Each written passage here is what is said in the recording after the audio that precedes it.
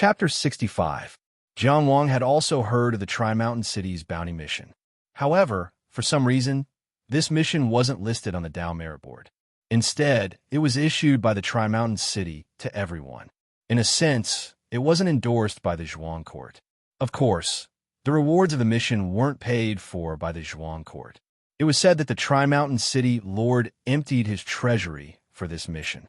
Hence, the rewards were much more generous than those listed on the Dao Merit Board. They are all real rewards, such as Dharma artifacts, secret techniques, and Dao essence stones, Li Jinxiu added.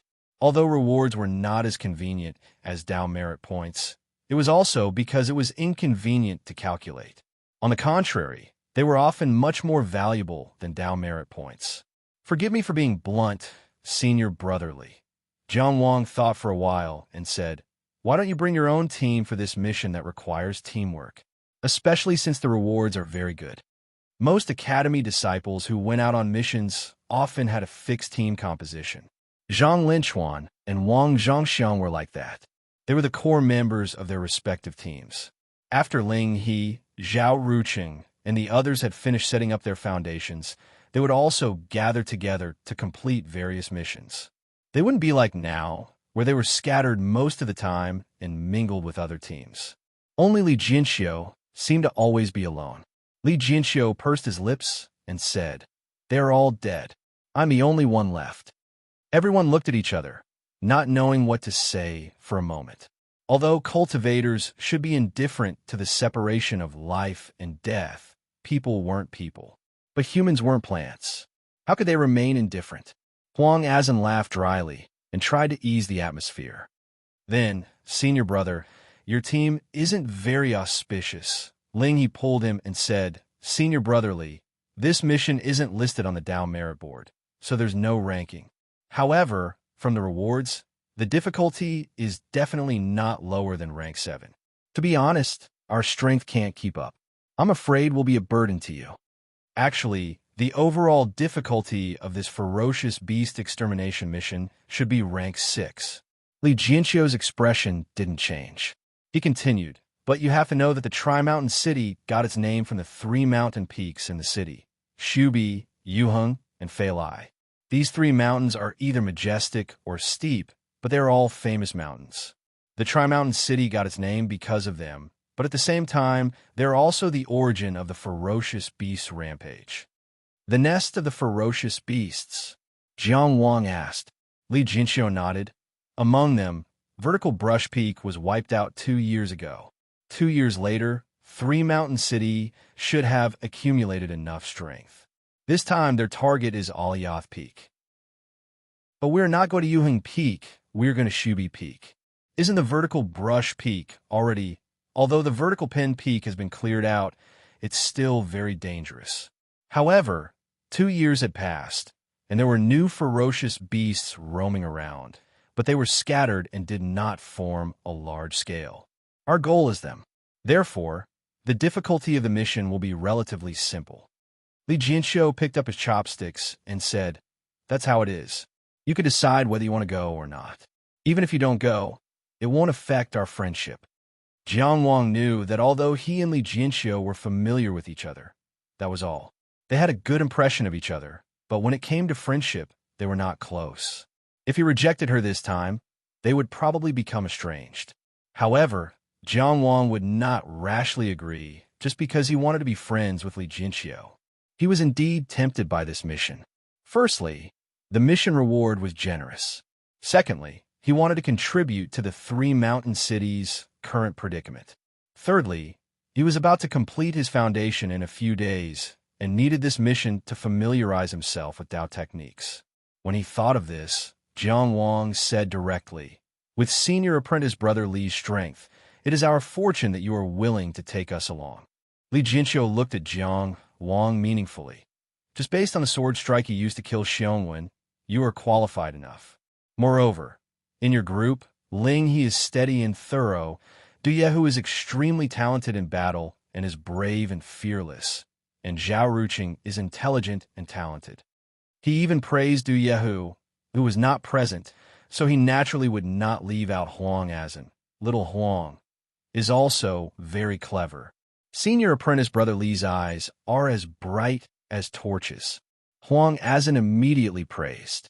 I won't be participating, Ling He said. I just opened my meridians not long ago, and am still accumulating Tao essence to build my foundation. I'll stay in the Tao Academy and take care of it. And after opening meridians and before building one's foundation, it was indeed a very awkward period for cultivators. On one hand, they needed to accumulate Tao essence to build their foundation. On the other hand, if they did not use Tao essence, they would not be able to unleash transcendent combat strength. For example, Jiang Wang, who had learned extraordinary sword manuals, was an exception. It was fine to say that he was being guided or taken care of, but Ling He did not want to mingle with them. He was more willing to move forward step by step. All right, then boss will stay. There was no need to be shy about their relationship, so Jiang Wang agreed decisively. In the end, the group that was determined to go to Three Mountain City was Li Jinxiu, Jiang Wang, Zhao Ruqing, and Huang Azan. They agreed to set off from the south gate in 3 days. Wang clan's land. It was still the same remote courtyard. Wang Zhangxiang happily walked into the courtyard. Big brother. At that moment, Wang Zhangji was leaning on a recliner with a yellowed old book in his hand and a fat orange cat at his feet. They were enjoying the early winter sun together. When he heard Wang Zhangxiang's voice, he did not move. He only said lazily, "What's wrong?" However, when the orange cat saw Wang Zhangxiang, it turned around unhappily and only faced him with its butt. "Look!" Wang Zhangxiang quickly ran up to Wang Zhangxiang. He bent down slightly and circled a jade bottle in front of his brother. "What's this?"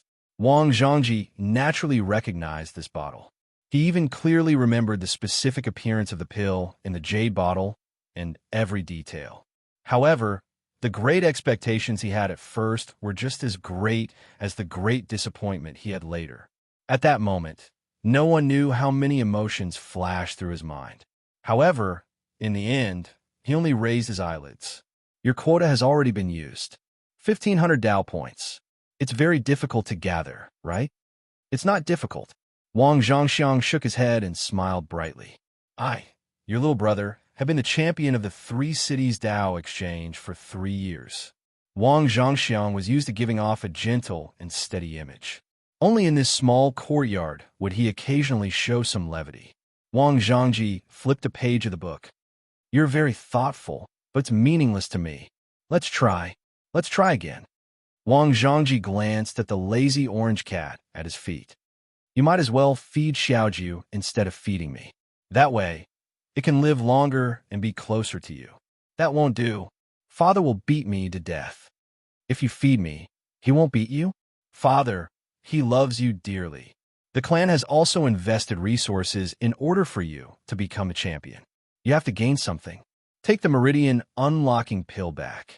Wang Zhangji covered his face with the book. It's time for my afternoon nap. Wang Zhangxiang panicked. Brother, if you leave the pill behind, I'll feed it to Xiaojiu. Wang Zhangji's voice came from under the book.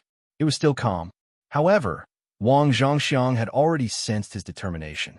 He could only put away the jade bottle and leave, looking back repeatedly with every step he took. He saw the old book that his brother covered his face with. It was a Taoist scripture called the Scripture of Salvation. Chapter 66.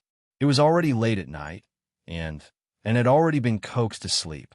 She was probably in a beautiful dream, smacking her lips from time to time. Jiang Wang sat cross-legged with his palms facing the sky. His mind sank into the Tong Tian Palace. The complicated star chart formed by his Tao energy shone at the top. An unknown black candle hung in the center, and the earth dragon formed by the Tao meridian true spirit swam slowly around the candle. Jiang Wang was not in a hurry, waiting for the right time. Originally, he had chosen the heavenly cycle stars formation as the foundation. He estimated that it would take half a year to lay the foundation. However, he had gained a lot since he opened his meridians. First, he had the 9 moves of the Eastern purple chi sword art to adjust his chi and blood, allowing his body to withstand more meridian breakthroughs. Next, he cultivated the Four Spirits body tempering art, which greatly increased the number of meridian breakthroughs. Although it was only the Earth Dragon's true spirit, the amount of Tao energy it absorbed was not small. Then he had the essence control art taught by Dong to move his Tao energy, allowing him to arrange the formation flawlessly. Finally, after the battle with Xiong Wan, his Tao heart improved greatly. After his Tao energy skyrocketed, it was close to a qualitative change. It was midnight. Midnight was the beginning of a day, the starting point. Jiang Wang silently used the essence control art to move the last round Tao energy into the star chart, which happened to be the position of the moon star. It started from the sun star and ended at the moon star. Then the three walls shook and the 28 constellations lit up. The entire heavenly cycle stars formation shone brightly, illuminating the entire Tong Tian Palace. At this moment, Jiang Wang felt as if his mind had gone blind. When he regained his senses, a mysterious and dreamy whirlpool appeared in the Tong Tian Palace. It spun slowly, with specks of starlight floating. Rather than calling a whirlpool, it was more like a spinning galaxy. At the moment of its birth, 9 Tao energy balls jumped out of the galaxy whirlpool. When the whirlpool was formed, the Tao energy was born. Jiang Wang knew that the foundation had been laid. From now on, he had truly entered the transcendental realm and stepped into the 9th grade meridian wandering realm. On the 15th of June, he opened his meridians in front of the Inata temple. On the 16th of October, he laid the foundation at home in the Pegasus Alley, using 4 months. At the moment, he was still unable to fully understand the foundational effects of the heavenly cycle stars formation and the ordinary origin returning formation. However, he noticed that at this moment, the inconspicuous Earth Dragon abandoned the black candle and began to swim towards the stars. He swam to the front of the spinning star, and then suddenly jumped with all his might. It passed through the star jades, and its body seemed to be covered with a bit of starlight, faintly becoming more lively. Tao Vein True Spirit could be strengthened after passing through the Tao vortex. This was also one of the reasons why people did not judge a cultivator's future based on their innate bone structure. But that was a long process that accumulated over a long period of time. Obviously, there wouldn't be such a clear and visible change. Perhaps this was one of the outstanding aspects of the heavenly cycle stars formation. Jiang Wang didn't know, but he was looking forward to more changes. After the Earth Dragon passed through the star vortex, it slowly swam back to Black Candle. It seemed to be a little tired, so it wrapped itself around Black Candle and stopped moving. Tonight, Jiang Wang was mesmerized by the beautiful spectacle in Tongtian Palace. He came to himself and found that the smacking of lips had stopped. He heard little and then mumbled in a daze, "Brother, I think I saw stars." So many stars. Jiang Wang was silent for a while. He knew that and wasn't awake. Thus, he gently got up and gently tucked her in. Then, he quietly walked to the courtyard. He wanted to try out the cultivation of Tao techniques to respond to the accumulation of armchair strategizing in the Tao Academy. Starlight didn't ask passers-by. Jiang Wang had always been the kind of person who would work harder if he could. If the heavens didn't redeem people, they would redeem themselves. In the Tao Academy's Tao technique system, Tao techniques were divided into 4 grades and 12 grades. 4th grade Tao techniques were the foundation of the Tao technique system. Low-grade 4th grade Tao techniques were mainly reflected in enhancing the user state. For example, the 5 elements Tao techniques were adhering flame, sharpness, solidity, clarity, and vitality. Adhering flame used fire elemental energy to attach to objects. Sharpness used metal elemental energy to strengthen weapons. Solidity used earth elemental energy to strengthen the body's defense. Clarity used water elemental energy to clear the mind and eyes.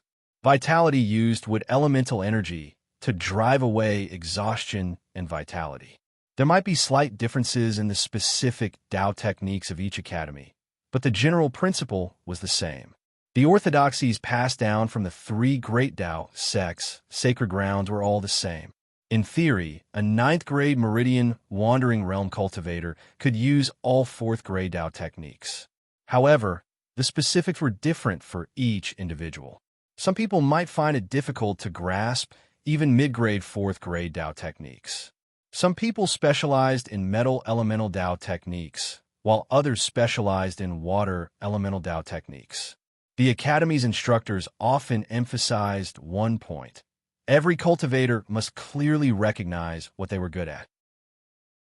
Whether it was to play to their strengths or to make up for their shortcomings, they must quickly form their own combat system. Jiang Wang first tried adhering flame. He had already memorized the basic seals and now had 9 Dao energy for him to squander. The seals that he had practiced countless times were completed in 2 breaths. He held the sword in his left hand and pressed the fingers of his right hand together. Then, he drew across the blade. Flames ignited. The long sword was held horizontally in the night sky. The flames burned under the moonlight. He didn't use any tools. This was extraordinary power. This was Dao techniques. Jiang Wang suddenly had the urge to cry. He wanted to go back to the past and tell his younger self that he could do it. He could do it. He also wanted to tell his sickly father that he could do it. He could do it. Jiang Wang unsheathed his long sword and used the Eastern Purple Chi sword technique to extinguish the flames. Then he used sharpness, solidity. Jiang Wang wanted to try out all the basic Dao techniques he knew one by one. He didn't stop until his Dao energy was exhausted. Jiang Wang discovered that the speed at which he mastered the basic Dao techniques of different elements was the same. There was no difference. To put in words, he was good at all of them. Whether it was the water element or the fire element, it was the same. However, there was a limit to one's strength. Of course, he couldn't learn all the Dao techniques. Ding Dong, it had said more than once that cultivation was the foundation of the great Dao. Dao techniques were only the defense of the great Dao. Even if there were geniuses who thought they had endless energy, they should put more effort into the foundation of the great Dao. Jiang Wang planned to wait until he had accumulated some Dao energy before trying out other Dao techniques, such as wind element Dao techniques or thunder element Dao techniques. However, the most basic thunder element Dao techniques were only second-class Dao techniques. If there was nothing special about them, he would have to wait until he reached the 7th realm of reaching heaven to master them. Although the Dao techniques of the 5 elements showed the same talent, Jiang Wang was more inclined to the fire element Dao techniques and the wood element Dao techniques. The latter was because his master, Dong, was good at the wood element Dao techniques.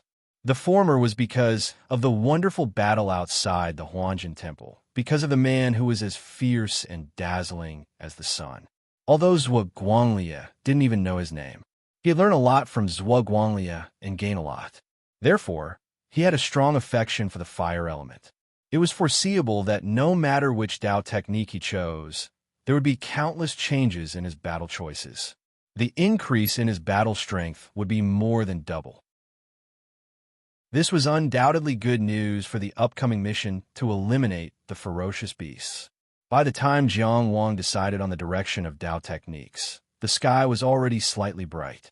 Facing the morning light, Jiang Wang completed his first unblocking meridians cultivation in the courtyard. He felt that the true spirit earth dragon seemed to be much more relaxed when it breathed in and out Dao energy. After 2 unblocking meridians in a row, his current body felt slightly tired. So he took a break.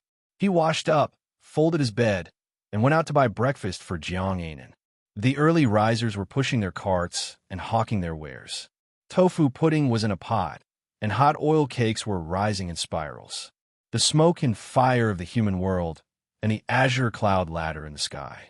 If the heavens don't cross, everyone will cross. This is what I want to say and what I am doing. I'm very grateful to the book friends who have accompanied me all the way. It is you who have allowed me to write without fear of loneliness. Thank you for working hard with me. Chapter 67.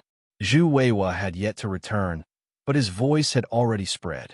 The entire Maplewood City was abuzz with the news. The old and young men were proud of him, and the young ladies were fascinated by him. It was said that Zhu Weiwa went to Wangjiang City alone, but Lin Zhengren avoided him.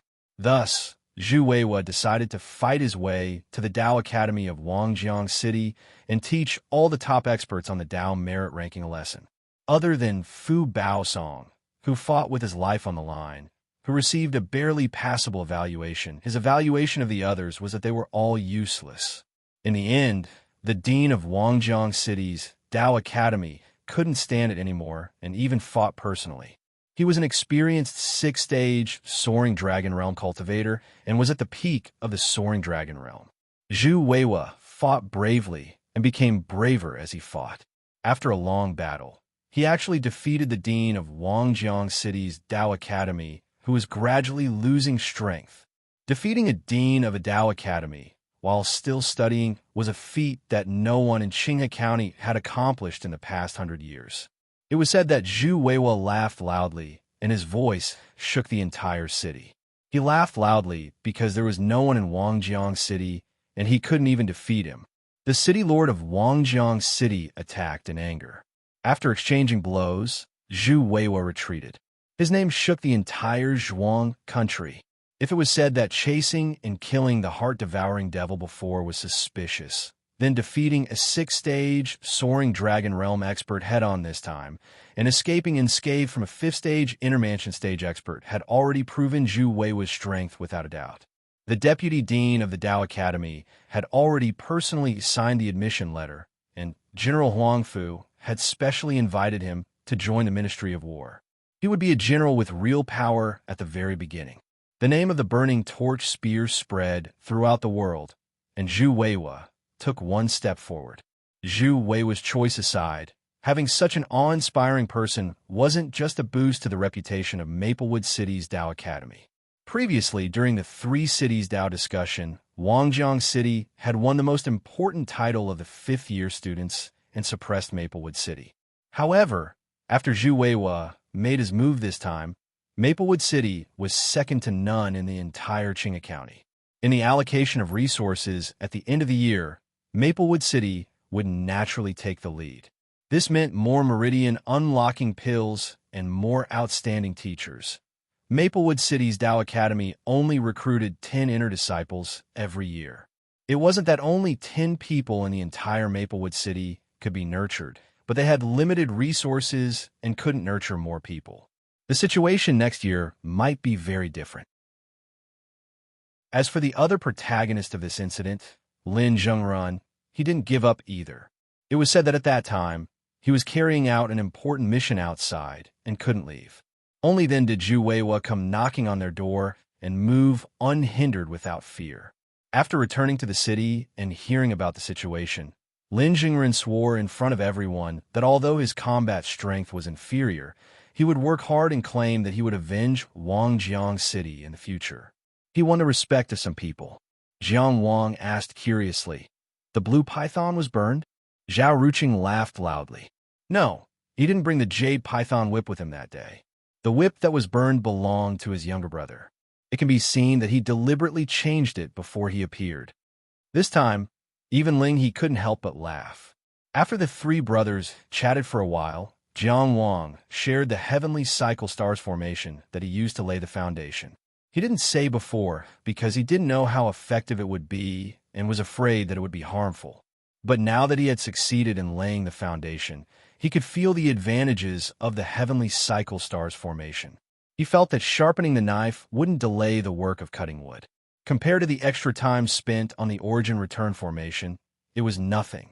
Other things aside, the Dao whirlpool formed by the origin return formation only produced 3 Dao essences per day. The Dao whirlpool formed by the heavenly cycle stars formation produced 9 Dao essences per day. As the number of Dao whirlpools increased, the difference between the two would become greater. In the end, it would be enough to make up for the extra time spent in the beginning. But Ling he only smiled bitterly. How can Tantian Palace contain such a complicated formation?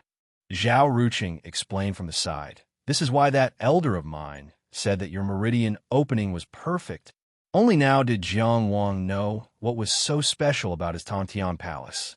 Although his Dao Vein True Spirit was only an ordinary earth dragon, the scale of his Tantian Palace far exceeded that of ordinary cultivators. Generally speaking, cultivators would only be able to expand their heaven-span palaces after forming 3 Tao vortexes and completing the first minor heavenly cycle. Using Ling He's Tantian Palace as an example, he could only place one heavenly cycle stars formation's foundational formation. Before his Tantian Palace expanded, he could not place a second one. This meant that if he chose the heavenly cycle stars formation, he would be stuck between the first Tao whirlpool and the second Tao whirlpool, unable to advance or retreat.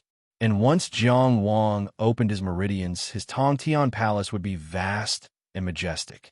He finally understood why Dong A said that the origin return formation was the most versatile foundational formation.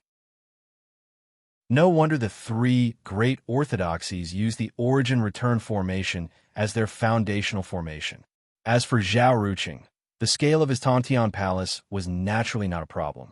But after comparison, he realized that the heavenly cycle stars formation was on par with the foundational formation he received last night, so he had no intention of changing it. In terms of cultivation, in order to prevent the entire Tao whirlpool system from clashing, exhausting, or even collapsing, the foundational formation would not be changed unless it was redone. Time passed very quickly.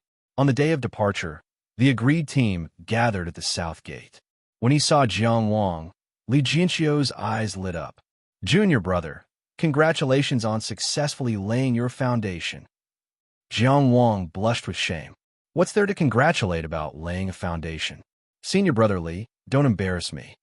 Huang Aza nodded in satisfaction and patted Zhao Ruqing's shoulder, implying that he had high hopes for him. "Junior brother Zhao, congratulations on successfully opening your meridians." Scram. Tri-Mountain City's environment was by no means good. The official roads wound through the hills and valleys, winding and long. One could imagine the cost of maintaining such an official road. Even if the manor took up most of the expenditure on the official roads, Tri-Mountain City would not be able to afford the rest, especially since Tri-Mountain City was poor in resources and did not have any special products to show. It was not rich enough. Even though Jiang Wang and the others were transcendental cultivators, they still felt a little tired after rushing to Tri-Mountain City. Previously, Jiang Wang had made a few friends in Tri-Mountain City, but he did not contact them in advance.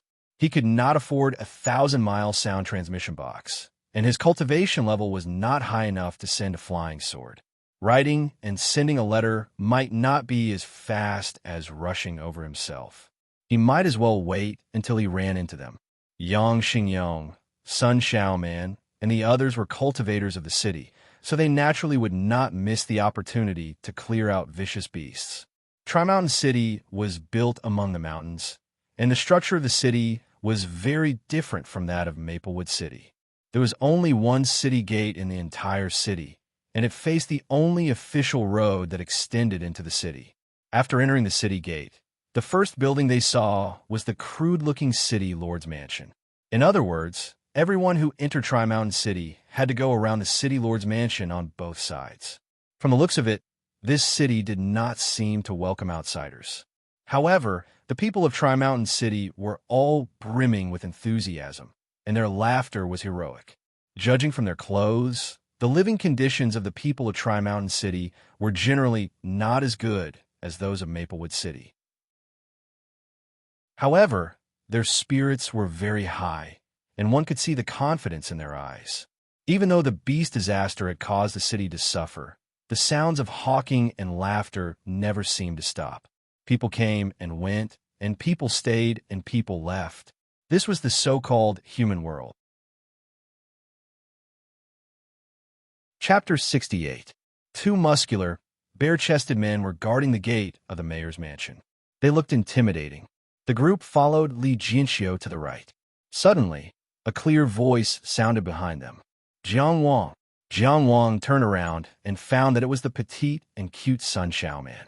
She was jumping high in the crowd and waving at him. Beside her was a round fatty. Who else could it be but Sun Xiaoyan? "Miss Sun." Jiang Wang greeted her with a smile. "Why are you so polite? Just call me Xiaoman." Sun Xiaoman swaggered over and punched him in the stomach. Jiang Wang gasped.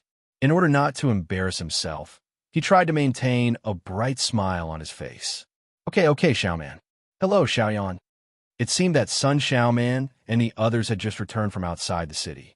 There were still traces of fighting on their bodies. Yang Xingyong and Zhao Tia didn't follow them. Maybe they didn't usually go on missions together. Sun Xiaoman waved her hand to let the people behind her go first. She turned around and asked, "Are you here to see us?" Or Jiang Wang smiled and introduced Li Jinxiu, Zhao Ruqing, and the others.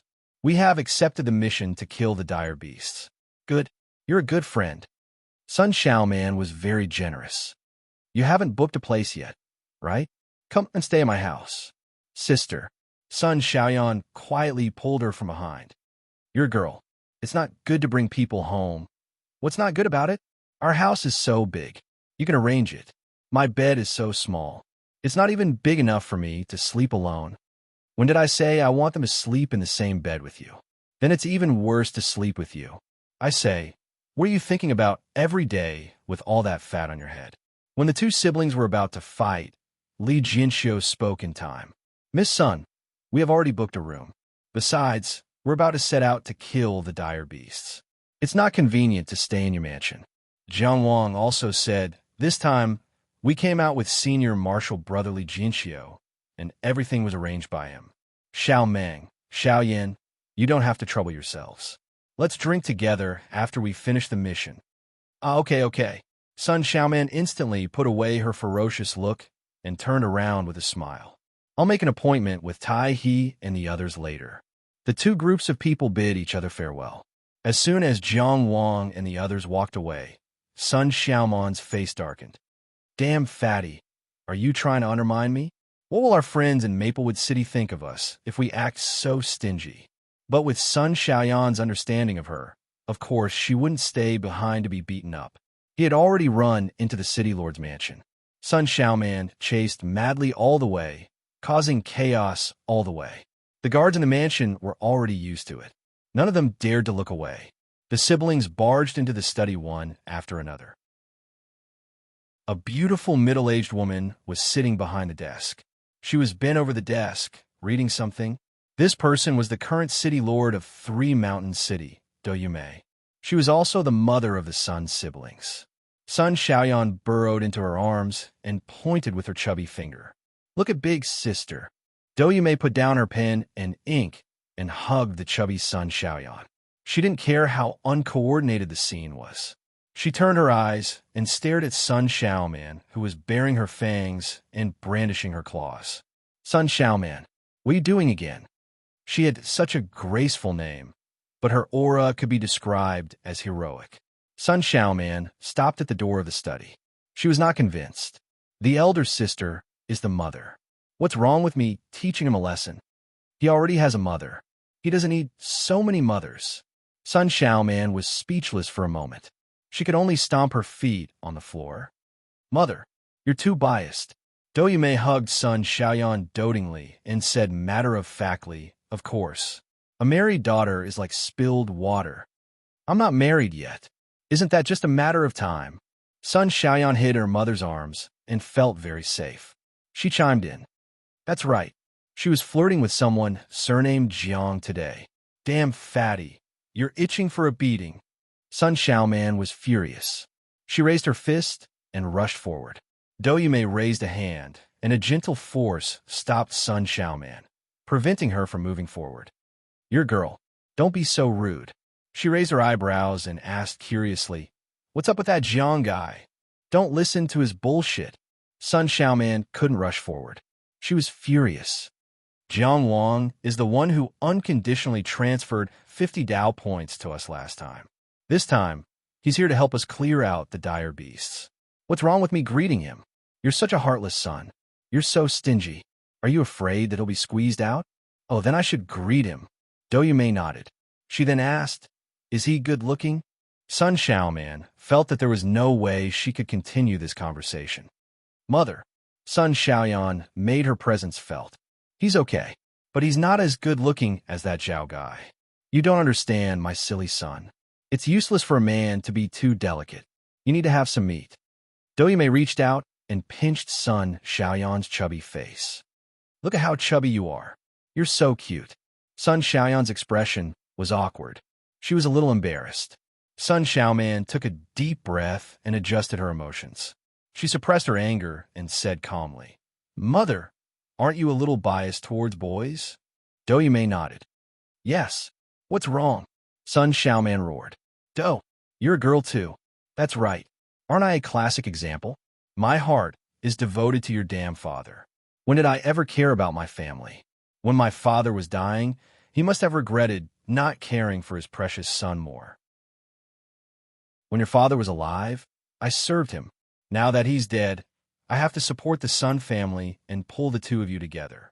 You've changed from a delicate little girl to a city lord with a thick waist and a rough voice. Tell me, what's the use of doting on a daughter?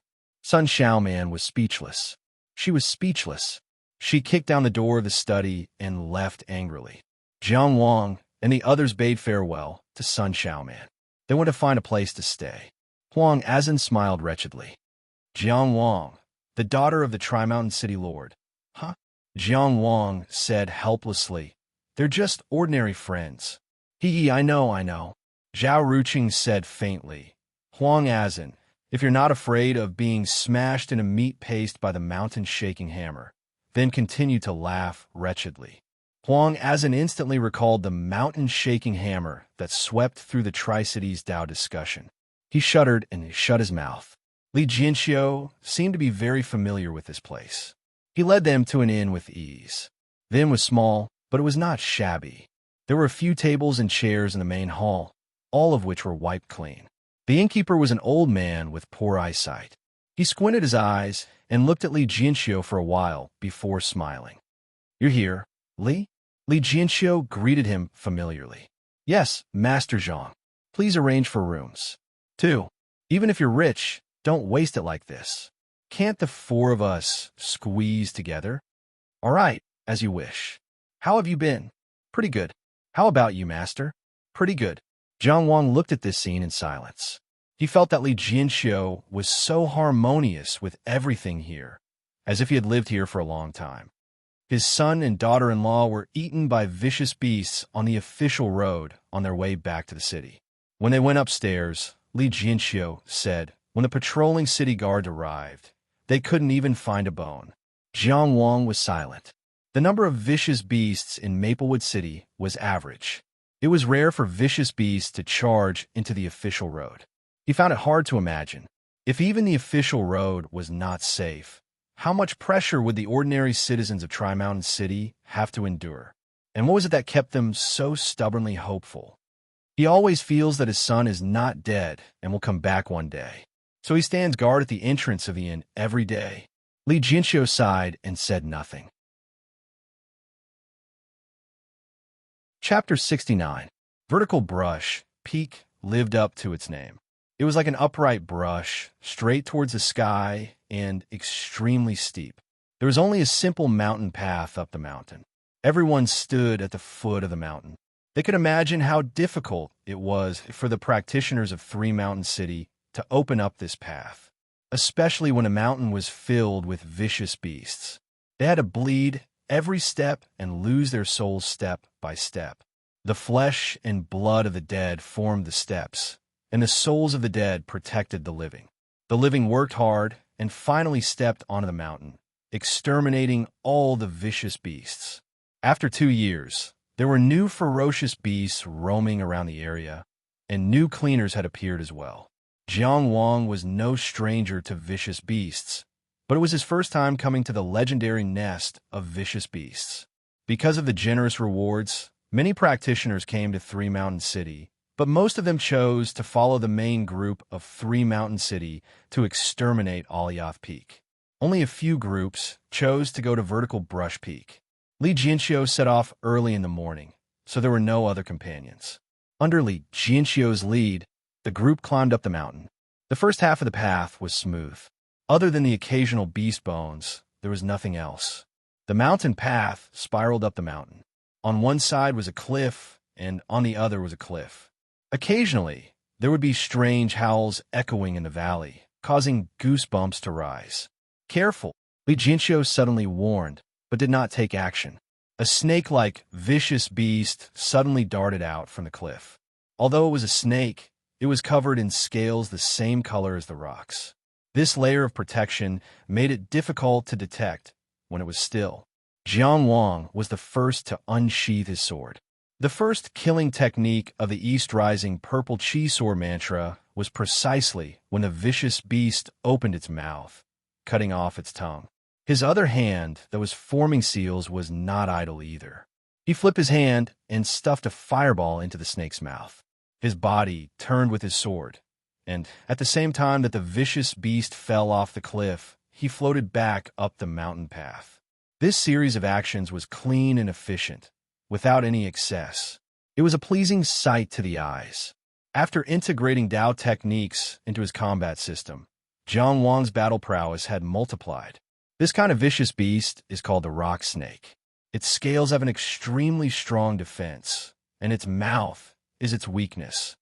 While walking forward, Li Jinxiu explained, "Junior brother Jiang handled it beautifully. If the ferocious beasts on Shubi Peak are only this strong and dense, it seems that we can reach the peak today." Senior brother, Li seems to be very familiar with this place. Zhao Ruqing asked. Yes. Li Jinxiu's reply came from the front. He had deliberately not made a move just now because he wanted to observe the quality of these people. He was satisfied with the results. Zhao Ruqing reacted quickly and quickly adjusted his position. If Li Jinxiu was not mistaken, the way he held the sword was exactly the same as Jiang Wang's. It seemed that both of them had learned the extraordinary swordsmanship method that had been widely spread. Jiang Wang had won the first place among the first-year students in the Three Cities Dao discussion, so it was hard for him not to be noticed. Huang Azan was usually joking around, but he was able to complete his Dao technique preparation in a very short time. Of course, Jiang Wang surprised Li Jinxiu the most. He had long known that Jiang Wang would have a qualitative improvement after laying the foundation, but he did not expect the improvement to be so great. Jiang Wang's current strength was far superior to when he was at the Three Cities Dao discussion. Such a team might not be very powerful, but at least no one would be a burden to him. As they walked forward, they turned a corner. As soon as Li Jinxiu's figure disappeared from sight, intense Dao essence fluctuations came from that direction. Jiang Wang hurriedly turned around and saw the corpse of a centipede-like vicious beast.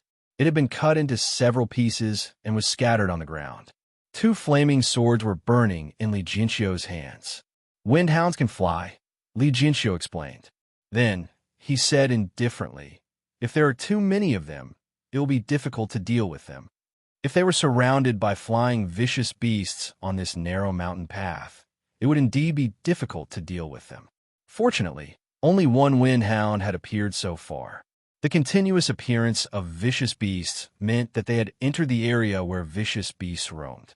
Everyone was on high alert. Huang Azan, on the other hand, carefully stacked a bunch of Dao techniques on himself, such as the stone skin technique and the solid body technique. Not only did he add them to himself, but he also added them to Jiang Wang and Zhao Ruqing. In the end, Li Jinxiu looked at him helplessly. "Do you have enough Dao essence?" Only then did he stop resentfully. Halfway up the mountain, the woman's waist was graceful, and the man's waist was majestic. The mountainside of Shubi Peak was dangerous. The mountain path stopped here. There was no road ahead. There were only rugged rocks and strange trees. There were no less than 20 vicious beasts crouching or lying between the trees and rocks. There were wolf-shaped, snake-shaped, bird-shaped, and so on. However, they all looked terrifying and ferocious. Vicious beasts did not have intelligence, so this was not an ambush. To be precise, it was Jiang Wang and the others who had barged into their resting place. Of course, they exploded at the first moment. The 4 balls of fresh meat that were close to them made them go crazy with desire.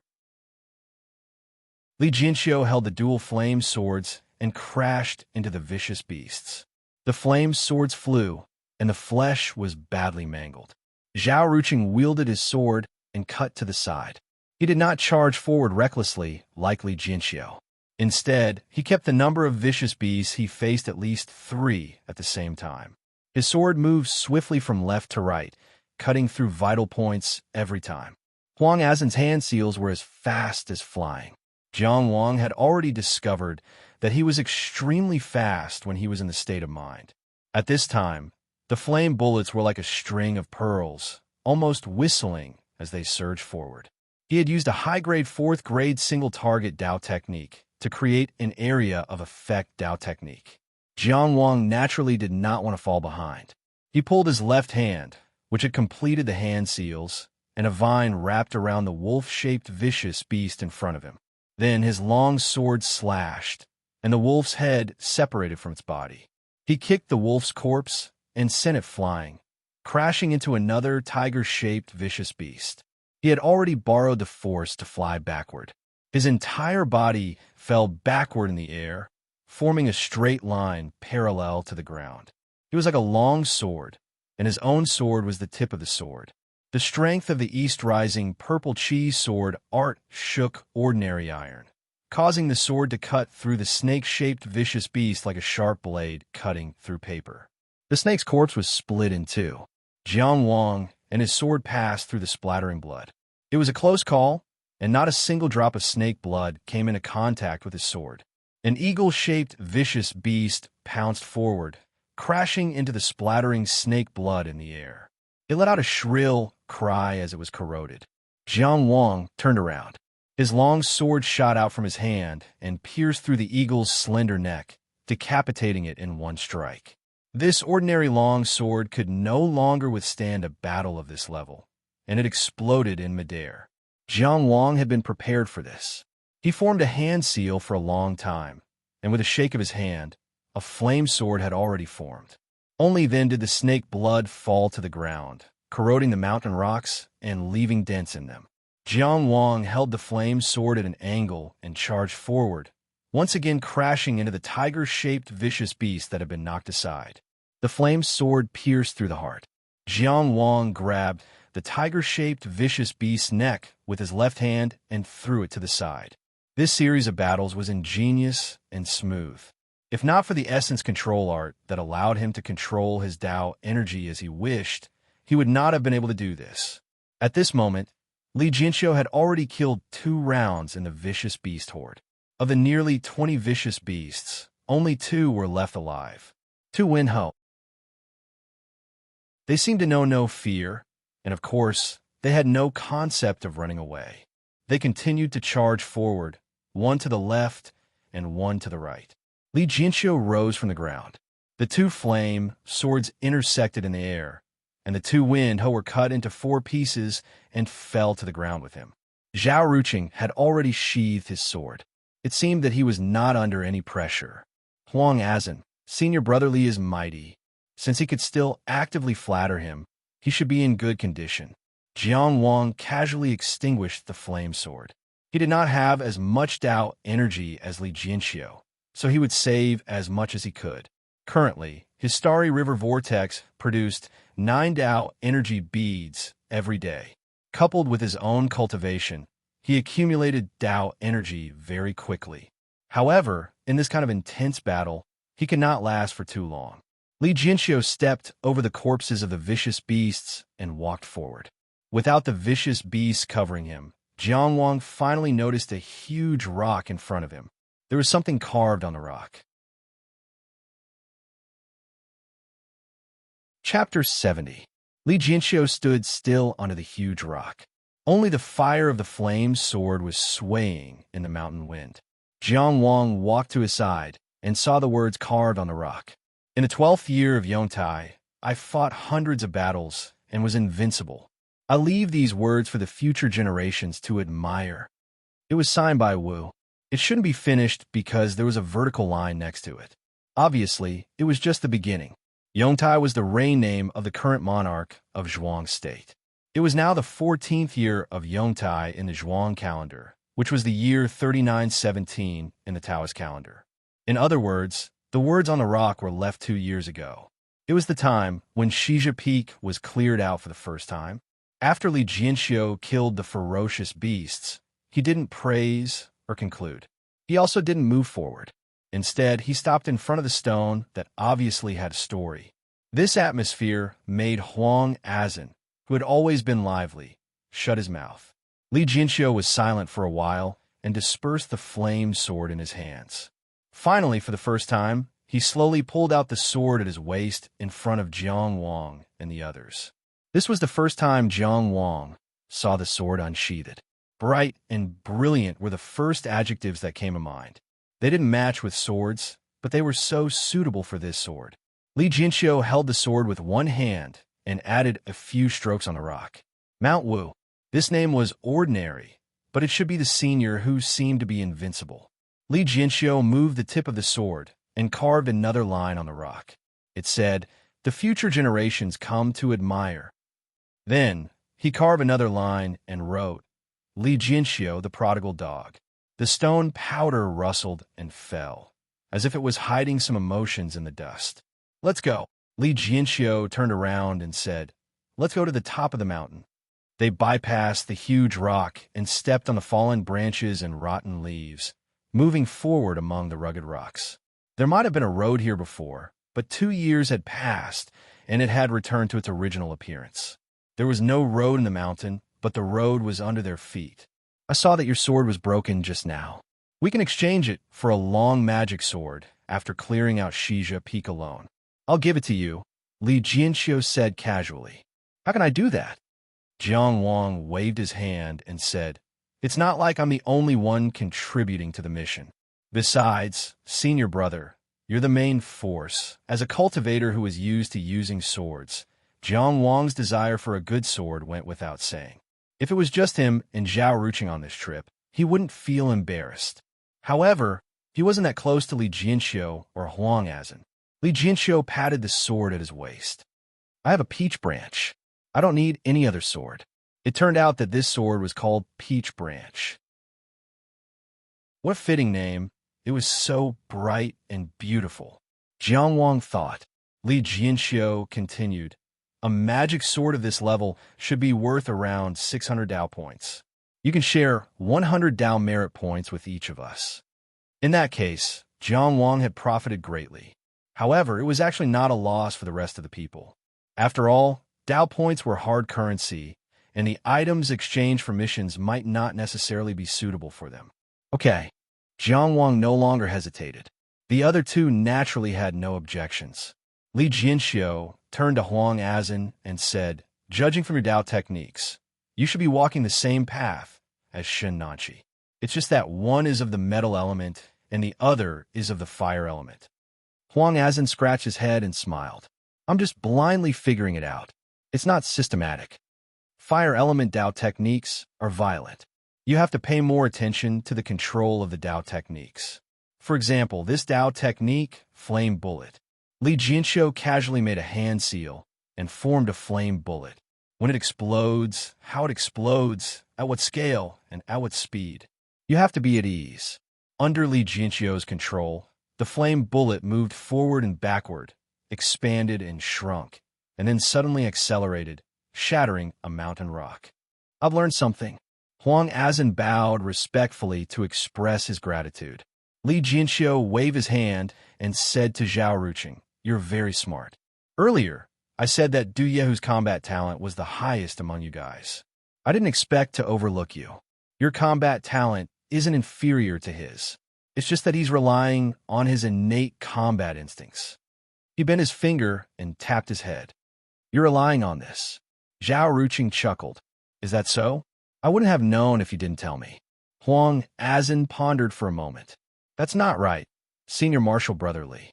So I'm the only one among the three of us who needs guidance?" Li Jianxiu smiled but didn't say anything. In that fierce battle, just now, he actually knew the details of each person's battle like the back of his hand. This was enough to show that he was at ease. However, for some reason, during the Three Cities Dao debate, his performance wasn't enough to match his strength. A weasel brush, the shaft of which was straight, the tip perfectly round, and the tip of the brush as thin as an awl. If it was turned upside down, it would be roughly the shape of the vertical brush peak. After crossing the middle of the mountain and going up a bit, it would be the tip of the brush.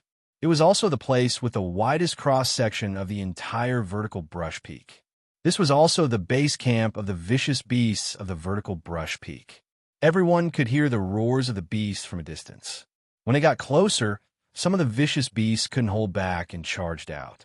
This was like a signal. Then, like a hornet's nest exploding, all kinds of vicious beasts of all shapes and sizes swarmed over. Windhounds, rock snakes, tiger jackals, mountain spiders. Under such circumstances, Li Jinxiu still had the leisure to do a rough count. Not bad, less than 100. It's far from forming a large scale. He took a step forward and unsheathed the peach branch. The sword light was resplendent, and the sword chi was vast and mighty. His entire person squeezed into the beast tide amidst a kind of magnificent bright red. It was like the arrival of spring and the blooming of peach blossoms. The peach blossoms were blood-colored, and what bloomed was the life spirit. Li Jinxiu's body was like a red tide, sweeping through the beast tide. Jiang Wang and the others didn't even have the chance to make a move. They watched this scene with their mouths agape. The red tide retreated. All the roars and howls stopped. Only Li Jinxiu's thin figure was left standing. A person, a sword, and a ground full of vicious beast corpses. That kind of scene, what a great freehand painting. Senior brotherly, Huang Azan was so shocked that he even forgot to flatter him. You're so strong. Why do you still want to bring us along? Li Jinxiu held the peach branch in his hand and looked at the mountainside. Among the vicious beast corpses all over the ground, he suddenly let out a long roar. His voice shook the high cliff and spread to the distant mountains. It was as if all the pent-up frustrations were gone. It was indescribably carefree and heroic. After he finished his long roar, he sheathed his sword and said, "The person who left the words on the stone inscription loved to show off in front of people and liked to boast. The reason I brought you all here is to fulfill his dying wish of being admired by the younger generation." Jiang Wang hesitated and said, "That senior brother Wu Shan, was he also a student of Maplewood City's Dao College? He should be in the same year as senior brother Zhu, but his strength was far inferior. His strength back then was far inferior to mine now." Li Jinxiu shook his head. The expression on his face couldn't tell if it was more nostalgic or sorrowful. "I've told you before, right? My teammates are all dead." Li Jinxiu paused for a moment and continued. "They died under his leadership." He turned to look in the direction of the peak of Vertical Brush Peak. Perhaps it was just to turn his back in front of Jiang Wang and the others. His voice echoed in the peak. He was extremely weak, but when the beast tide erupted and broke through the defense line, he stood in front of the beast tide. He said that the people of Maplewood City's Dao College couldn't be looked down upon by the people of Tri-Mountain City. All of them stood in front of the beast tide. I ran. Jiang Wang and the others looked at his back. It looked especially lonely under the mountain wind. They immediately understood the inscription he had carved. Prodigal dog, Li Jinxiu. This line of words had probably been engraved in his heart for 2 years, more than 700 days and nights. And after he really carved this line of words on the stone wall and killed all the vicious beasts on Vertical Brush Peak, he was finally able to reconcile with them. Chapter 71. What kind of hard work did he put in during those 700 days and nights to transform a weakling who fled without a fight into a powerhouse who wiped out all the beasts? No one else knew. Jiang Wang and the others just followed his footsteps subconsciously, walking up and up. Finally, they stood at the top of Shubi Peak. The top of the mountain was empty. There was only a lone grave. The grave was very small and simple. There was only a tombstone in front of the grave. Jiang Wang walked over to take a closer look and saw the words engraved on it. Sun Heng's Shubi Peak was here. The handwriting was beautiful, but it was very deep and showed a lot of skill.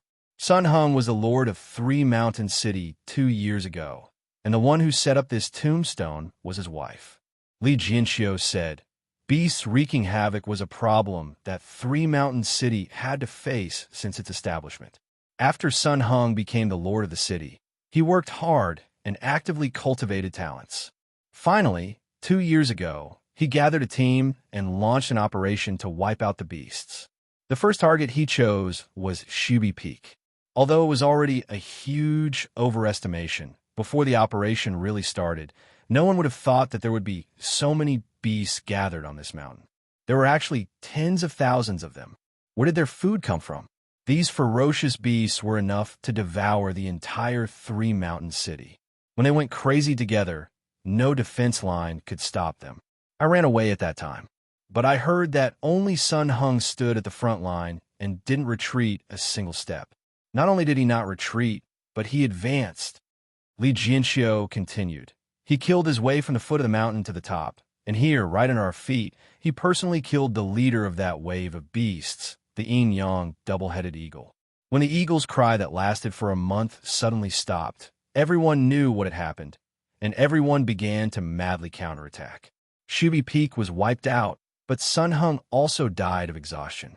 It was said that when he died, as an inner mansion expert, his 5 mansions dried up and the entire Tongtian palace collapsed. How majestic! Although they didn't see him and only heard his name, it was enough to make one's heart ache. Jiang Wang couldn't help but think that only a man like this could have a daughter like Sun Xiaoman, right? Everyone stood on top of the mountain peak and looked around. Everywhere was vast and boundless. The current tranquility was built from the blood of countless people. Cultivation. Could it be that cultivation is only about one's own body? Were they responsible for their country? Were they responsible for the weak? The former city lord of Three Mountain City, Sun Hung, used his own name to write down an answer. The few of them bowed to the lonely grave a few times, then turned around and went down the mountain. On the way down the mountain, Jiang Wang thought of something and asked, "Senior brother Li, did you show mercy to Sun Xiaoyan because of City Lord Sun during the Three Cities debate?" Li Jianxiu asked, "Do you know about the Earth Skin Drum?" "I only know a name, and I heard it from an elder." The Earth Skin Drum Dao technique is a permanent defensive Dao technique. The principle behind his technique was that the caster would peel off his own skin while he was awake, apply the Dao pattern, and then cover the victim's body with it. It's precisely because the casting conditions are so harsh that the Earth Skin Drum's defense is so astonishing. Huang Azin was inexplicably horrified. "So it's on that little fatty?" "It's the skin of the late City Lord Sunday," Li Jianxiu sighed. Whether it was as the City Lord or as a father, he gave up everything. If you want to defeat Sun Xiaoyan, you can either kick her out of the arena like Wang Yichue did, or you have to use all your strength to break the Earth Skin Drum. I don't dare to try. Jiang Wang certainly knew that Li Jianxiu didn't mean that he didn't dare to face failure. Instead, he was afraid that once the Earth Skin Drum was really broken, he wouldn't be able to hold back. He didn't dare to face that kind of result. Senior brother is righteous. Li Jianxiu shook his head. Speaking of which, my life was saved by City Lord Sunday. Now that the hero is dead, how can I have the face to hurt his son? When everyone was halfway up the mountain, Jiang Wang suddenly stopped and walked to the huge stone. He formed a flame sword and wrote a line of words behind Li Jianxiu's carving. Then Huang Azin and Zhao Ruqing did the same. On the stone carving, under Li Jianxiu, the prodigal dog, another line was written. Junior Jiang Wang, come to admire Senior's magnificence. Junior Huang Azin, come to admire Senior's magnificence. Zhao Ruqing, same as above. If Wu Shan, who loved to show off in front of people, saw this scene, he would definitely laugh wildly, right? After all, in such a desperate situation, the last thing he thought of was to write words to brag about himself. His way of thinking was different from ordinary people. When they walked to the foot of the mountain, Li Jianxiu seemed to be restraining himself. Then he looked at Zhao Ruqing with a strange look. Junior brother Zhao, have you ever been beaten for being lazy? Jiang Wang laughed, put his arm around Zhao Ruqing's shoulder, and said to Li Jianxiu, "You should ask my brother Wild Tiger about this question. He must have a lot in common with you." "Go away." Zhao Ruqing pushed Jiang Wang away. "What should we do next?" Huang Azin asked. "The task we set before we set out has been completed. Senior brother Li's wish has been fulfilled. Should we go back to Maplewood City with the reward now?" Li Jianxiu put his sword on his waist and said seriously, "To tell you the truth, I've decided to go to Yuheng Peak." After all, the battle there is fierce. You can go back first. Jiang Wang said without hesitation. I'm only speaking for myself. Since I came here with senior brother, I will naturally leave with senior brother. Zhao Ruqing rolled his eyes. You're on the battlefield. How can I slip away? Sigh. Huang Azan shook his head and sighed. I knew I shouldn't be with you young people. You're too impulsive. If I don't go, I won't have the face to drink with Tiger Dew in the future. Zhao Ruqing looked at him a few times, which was rare. He was actually a little surprised. Although young master, Zhao usually looked muddle-headed. He was actually very proud. He didn't like ordinary people. He actually didn't like Huang Azan. He just amused him to relieve his boredom. At most, he let him take advantage of him for Du Yehu's sake. Today, he finally understood why Du Yehu was willing to be drinking buddies with this guy. At this time, Yuheng Peak was carrying out its second large-scale cleanup operation. Sun Heng's grave was still there. The words carved on Mount Wu hadn't been forgotten. Everyone knew how dangerous Yuheng Peak was. It wasn't impossible for the whole army to be wiped out. Whether it was to atone for his sins or to prove something, Li Jianxiu chose to go to Yuheng Peak. As for Jiang Wang, he would just treat it as him being hot-headed. But since Jiang Wang was going, he had no choice but to go even if he didn't want to. Huang Azan's choice was something he didn't expect.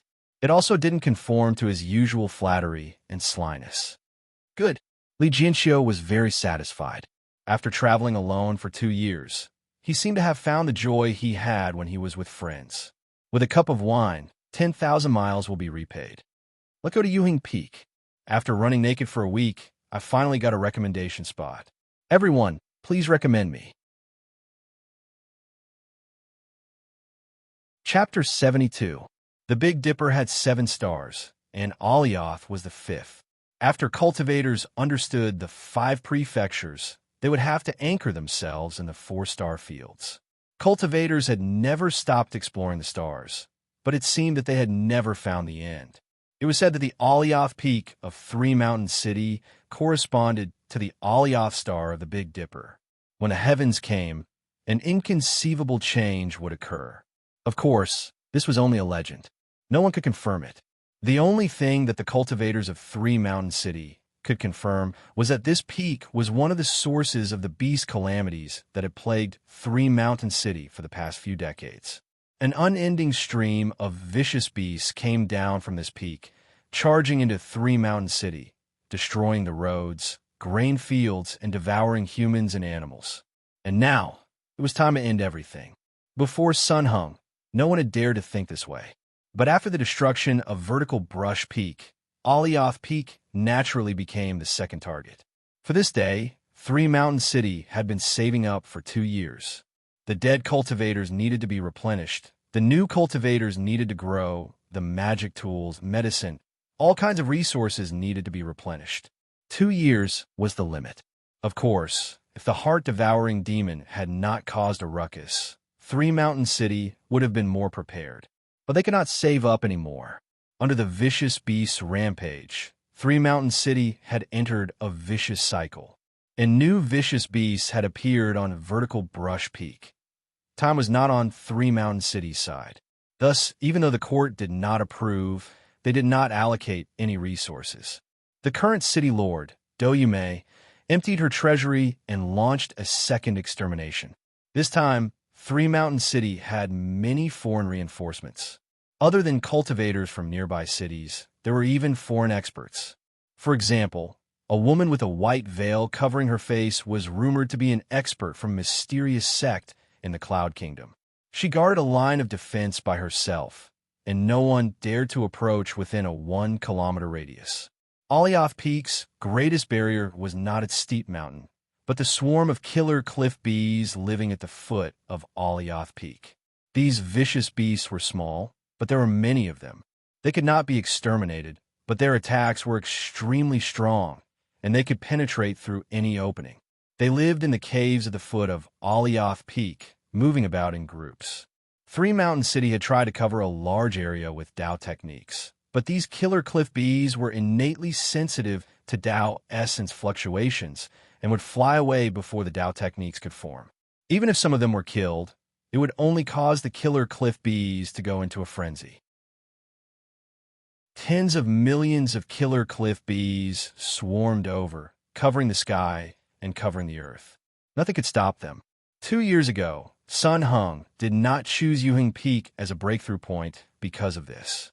Doi Wei had chosen Alioth Peak instead of Falai Peak 2 years later, so she was naturally prepared for this. The cultivators of Three Mountain City opened up a gap, and Sun Xiaoyan was pushed out with a long face. "Mother," he cried, "do you really want your son to die?" Doi Wei held Sun Xiaoman's hand and looked at her son with a smile. "I'll help you capture your sister. When you come back, I'll make her apologize to you. Be good, don't be afraid. You won't die. Your father is protecting you. My father died long ago." Thinking of this, Sun Xiaoyan was even more terrified. Tears almost burst out of her eyes and covered her chubby face. However, under his mother's gaze, he didn't dare to stay still. Ever since Sun Hung died in battle, everyone knew how much Doi Wei doted on her son. She was almost obedient to him. However, Sun Xiaoyan knew that if Doi Wei had made up her mind, there was nothing he could do to change her mind. Just like when he went to Maplewood City to participate in the Three Cities Dao debate, he knew that he would be beaten on the road, but Doi Wei acquiesced.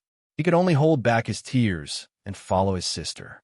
Under the curious and amused gazes of the crowd, Sun Xiaoyan moved half a step forward. His meatball-like body moved forward inch by inch.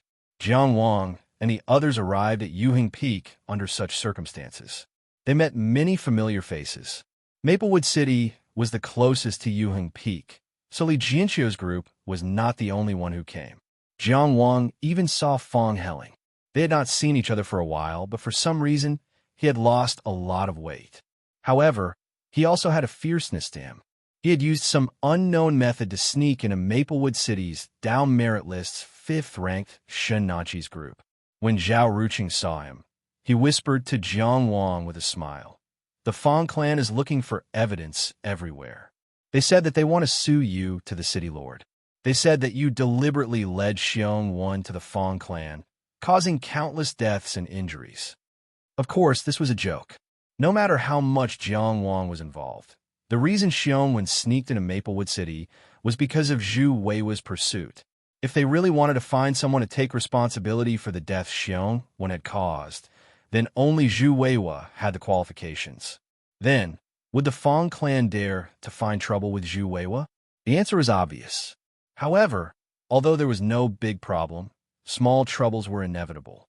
At this time, Jiang Wang had already received the magic tool longsword promised by Tri-Mountain City. This sword had a golden arrow engraved on it. For Jiang Wang, it was not the most ideal configuration. However, just the sturdiness of the sword itself was enough to make Jiang Wang unable to put it down. He was carefully playing with the longsword. Hearing this, he shrugged. "Otherwise, why would I come out to hide? I didn't expect that I still couldn't avoid it." Zhao Ruqing laughed heartily. To Jiang Wang's surprise, Fong Helling did not show any reaction to him this time. Even his gaze only swept past him, as if he did not recognize him at all. Sun Xiaoyan took half a step forward, finally making Doi Wei impatient. This woman must have been extremely beautiful when she was young. Now, her appearance was still there, but her eyebrows were slightly raised, showing a trace of fierceness. "Little fatty, don't dawdle." Sun Xiaoyan's eyebrows drooped. She finally understood that things could not be changed. Thus, she steeled her heart, closed her eyes, and rushed straight towards the largest cave. She raised the overturning rock fist and smashed it into the ground. Buzz, buzz, buzz, a large group of killer cliff bees rushed out. Countless stingers shot towards this intruder. Sun Xiaoman felt her mother's hand clench so tightly that it almost broke her finger bones. Then, she let go of her hand in the next instant when she realized what had happened. However, Sun Xiaoman did not have time to cry out in pain, because she was also paying attention to her little brother's situation. The killer cliff bees did not stab inanimate objects, and would not easily shoot their stingers towards non-threatening creatures. Thus, the bait could only be a cultivator. However, other than Sun Xiaoyan, with the Kuan skin drum. Who else could withstand a round of attacks from the killer cliff bees? The Kuan skin drum was made from the skin of Sun Hung, a cultivator of the Inner Mansion stage. It was engraved with runes, and combined with the effects of the Kuan skin drum, its defense was even better than when Sun Hung was alive. The dense stingers fell to the ground, followed by large groups of killer cliff bees. At that moment, the stingers fell like rain, and Sun Xiaoyan's fat figure stood in front of the rain. The Kuan skin drum withstood it. However, he cried out loudly, "It hurts! It hurts so much! I can't take it anymore." He turned and ran back, wanting to return to a safe place and escape from this unbearable pain. However, he was stopped by Dou Yuanmei. "Sun Xiaoyan, don't move." Sun Xiaoyan's face was already covered in tears, but he still stopped and cried out, "Mother, it hurts so much. I can't take it anymore. It hurts so much. Let me go back." "You can't move." The cultivators of the Three-Mountain City had long since made preparations. They used all kinds of Taoist techniques, such as earthquakes and tornadoes, to pull the fallen murderous rock peaks closer and kill them all. This was the plan of the Three-Mountain City, to use the son of the city lord as bait to attract the attacks of the killer cliff bees. After the killer cliff bees shot out their stingers, they would be weakened for a period of time, which was why they fell to the ground. Normally, they would be protected by their own group during this time, but their target was right in front of them, howling and screaming. How could they tolerate this? Thus, another round of stingers was shot.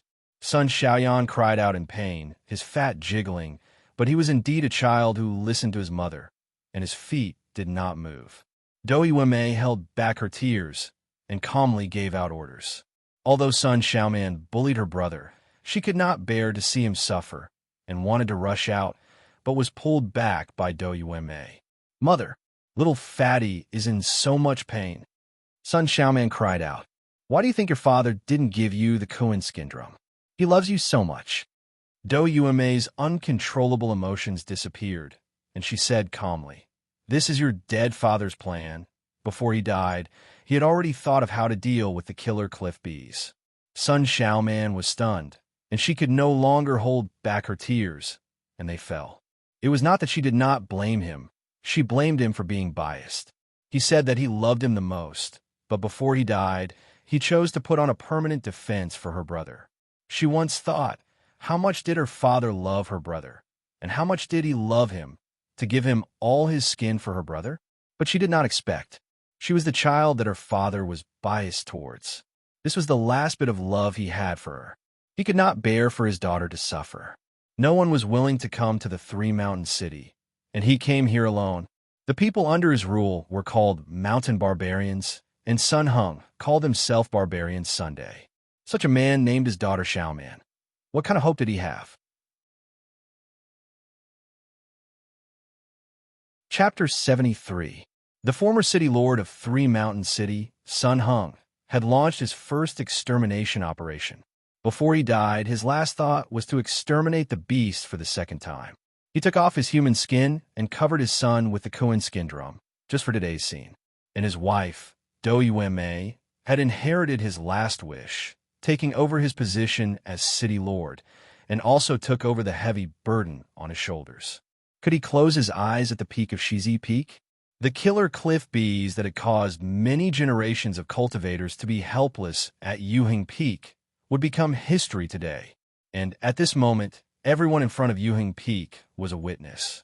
Sun Xiaoman was already crying. She had always hated her brother for not living up to her expectations. She only felt that after their father passed away, their mother spoiled him too much, spoiling him too much. But because of this, she knew how afraid her brother was of pain and how timid he was. But he was very obedient. The stingers of the killer cliff bees were poisonous and fierce. Even a sting would cause severe pain. What kind of pain would it be to have such a dense barrage of stingers? Your father was too biased towards you. I had no choice but to dote on Xiaoyan more. Dou Yuanmei said, then paused, as if she was unable to control her emotions. Her voice choked. You always say that mother is biased, but how could mother be willing? Mother, let me go back. Let me go back. Woo-woo. I'm gonna die from the pain. Wave after wave of killer cliff bees were exterminated, wave after wave of stingers. Sun Xiaoyan cried until his voice was hoarse. After all, he was only a 13-year-old child. Mother, sister, he cried out. Dou Yuanmei suddenly shouted, Sun Xiaoyan, turn around and charge forward. Don't forget whose skin you are wearing. Your father has never retreated. She seemed to be using all her strength, so much so that after shouting, her body was shaking. What was unexpected was that, as for Sun Xiaoyan, she really turned around. He cried loudly, crying as he charged forward. He was strong, but also afraid. He cried in pain, but also shouted as he ran. Everyone watched the scene in silence, watching this little fatty charge towards the killer cliff bees alone. Before this, even though they had seen the bravery of the 3 mountain city cultivators. However, Jiang Wang really found it hard to understand what the flood of ferocious beasts meant to this city. Now he vaguely understood. I want to understand, where did these beasts come from? Only by knowing where the beasts came from, how they multiplied, and where the source was, could they completely eliminate them. Who knows? Li Jinxiu said. Sun Xiaoyan stumbled and endured for a full 10 hours. From day to dusk, the cultivators cleaning up the killer cliff bees had changed more than a dozen times. The killer cliff bees that were once so densely packed that it was frightening finally became sparse. Sun Xiaoyan's Sun Cliff Bee's head used Lord Cliffhead. Dou Yuanmei immediately rushed over and carried her son back. Felt his body temperature. Feel his heart. Cliff Yu. She kissed his forehead and wiped away his tears. Cliff Yu. Charge. Peak Mountain Peak. Zhang's Yang's Yue from the entire 3 Mountain City Dao Academy. From the instructors to the students, from the dean to the new students, every cultivator participated in this operation, a total of 287 people. Together with 100 cultivators from the 3 Mountains City Guard Army. They all volunteered to take action, refusing the bounty. There were also over 100 cultivators who had been attracted by the high bounty on their heads. A total of 500 cultivators, under the same command, advanced towards Mountain Peak in batches. All kinds of Taoist techniques exploded with multicolored light. Everywhere they passed, rocks crumbled, trees fell, beasts fell, a mountain path was formed. Sun Xiaoyan had already fallen asleep in Dou Yuanmei's arms. He was too tired. Jiang Wang was in the middle of the charging cultivators. Their teams had already been split up, each fighting for themselves. More than 10 hanging lamps made by the school of Moism floated in the air, illuminating the entire Yuhing Peak as if it were daytime. Dou Yuanmei had already taken command, with the cultivators of the 3 Mountain City Dao Academy as the main force. She divided them into 5 teams. Then the 5 teams took turns to cast their Taoist techniques, steadily advancing forward. Of course, there were also a few experts who were given autonomy. Li Jinxiu was like a sword sweeping through the red tide. Sun Xiaoman was like a pair of mountain-shaking hammers, leaving only meat paste in her wake. And the mysterious woman in the Cloud Kingdom. With a casual wave of her hand, she seemed to pull down black clouds from the sky, transforming them into various cloud beasts to fight with the beasts. Jiang Wang had never seen such a mystical technique before. She alone was equivalent to an entire team. The progress of the cleanup seemed to be very good, and it was progressing smoothly. But Jiang Wang still couldn't wipe away the uneasiness in his heart. If the beast lair was only at this level, how could Sun Hung die in battle? How could Wu Shan's team be completely wiped out, leaving only Li Jinxiu alive? In terms of steepness, Mountain Peak was not as steep as Shizi Peak. But Mountain Peak was larger, and correspondingly, it could accommodate more beasts. When they were almost halfway up the mountain, Dou Yuanmei became more cautious. Team B, retreat and rest. Team C, Team D, take the lead. Team E, Team A, prepare to make hand seals. This was the first time 2 teams had been deployed at the front, and the rest time of the other 2 teams had been cut short. Soon, everyone knew the reason. Coo. One was sharp, the other was deep. 2 completely different cries rang out in the night sky at the same time. A strange two-headed eagle came whistling as fast as lightning. A pair of wings more than 10 feet long spread out, as if the entire night sky was moving. The yin-yang double-headed eagle. Almost at the same time it appeared, all the ferocious beasts in the vicinity of Yuhing Peak began to riot. Their eyes were red, and their fiercest ferocity was aroused. The 200 cultivators of Team C and Team D felt immense pressure as soon as they took the lead. Once the yin-yang double-headed eagle started, it would continue until the end of the battle. When Sun Hung fought his way through the beast tide and reached the peak of Shizi Peak, he killed one of these beasts, but he was also exhausted after killing the yin-yang double-headed eagle. Now, at Yuheng Peak, such a ferocious beast had appeared when they were only halfway up the mountain. Do Yume's heart sank, but she couldn't show it in front of everyone. Thus, she raised her hands, and a towering stone wall rose, almost encircling Mountain Peak. This was the power of a cultivator at the peak of the soaring dragon realm. The tall stone wall firmly blocked the horde of ferocious beasts, buying time for the cultivators who were caught off guard to adjust. But the beast had already gone crazy. A single-horned, bull-like, ferocious beast stomped on the ground and slammed its head into the stone wall. Even the horn was broken from the collision. Its head was bleeding, but it didn't care. Instead, it used its broken horn to slam into the wall again. This was madness. Back on Shizi Peak, it was the sudden and crazy outburst of the beast that caused the defense line to collapse. Would the same thing happen again? Fairy Yi, I need more cloud beasts to create a buffer. Do Yueme shouted. The cloud beast secret technique of the Yun Nation cultivator was the most suitable. Otherwise, they would have to sacrifice their lives. The mysterious cultivator with a veil covering her face sent tigers, leopards, bears, bulls. There were more than 100 cloud beasts in this wave. One by one, the cloud beasts rushed down from the sky and clashed with the beasts. But there were too many beasts. The continuous and frenzied collisions had coincidentally reached a critical point at this moment, and the stone wall that extended all the way to Yuheng Peak collapsed with a loud bang at this moment. The beasts rushed forward like a tide. Although the Yun Nation cultivator was powerful, he was obviously inexperienced. Or perhaps he was too confident in the defense of the stone wall and underestimated how long it could last. He had used all his strength in the previous wave, but now he was exhausted. Chapter 74. The mysterious expert from the Yun Nation commanded the cloud beasts to occupy a corner, so when the beast tide broke through the wall, there was no one to protect them. When the stone wall suddenly collapsed, almost none of the cultivators at the front line had the energy to take care of the left and right. In just one confrontation, nearly half of the cultivators fell and disappeared into the beast tide, leaving not even a bone behind. Although the cloud beasts were not afraid of death, they only had fighting instincts and had no intelligence. Their complicated movements were completely controlled by the caster. It was impossible for them to sacrifice themselves to save their master. Of course, in this situation, there was no such opportunity.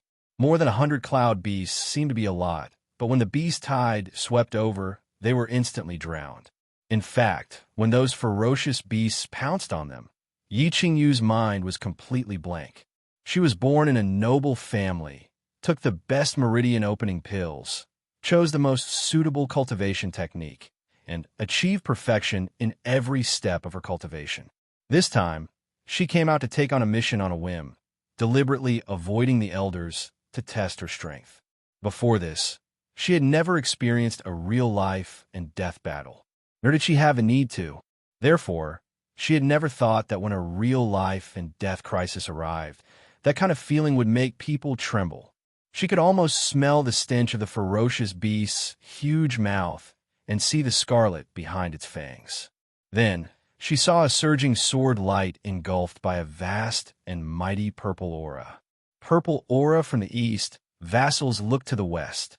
The surging purple aura disintegrated the ferocious beast in front of them. Jiang Wang arrived with his sword and kicked away the woman who was standing foolishly. "What are you doing?"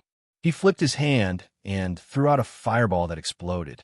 Then, He leaped a few times and rushed to another battlefield. When the beast tide broke through the wall, he was one of the few people who reacted immediately and completed the counterattack. However, the collapse of the first line of defense was a foregone conclusion, and he could not save it. Therefore, he decisively withdrew and ran in the direction of Zhao Ruqing in his memory. As for saving this mysterious Yin Nation cultivator, it was just a matter of convenience. What he was really worried about was Zhao Ruqing. Although this kid had many secrets, he had not opened his meridians for long and might not be well-rounded.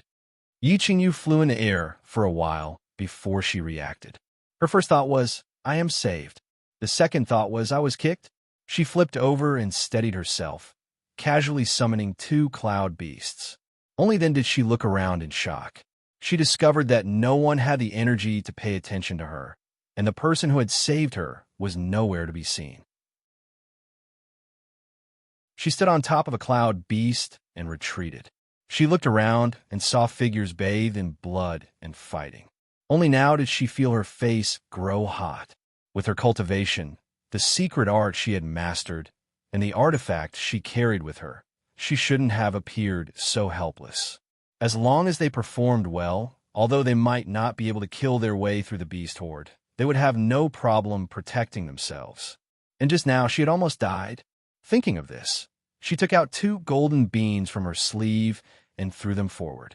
The beans rapidly expanded and transformed into 2 golden-armored soldiers with sabers in their hands as they charged into the beast tide.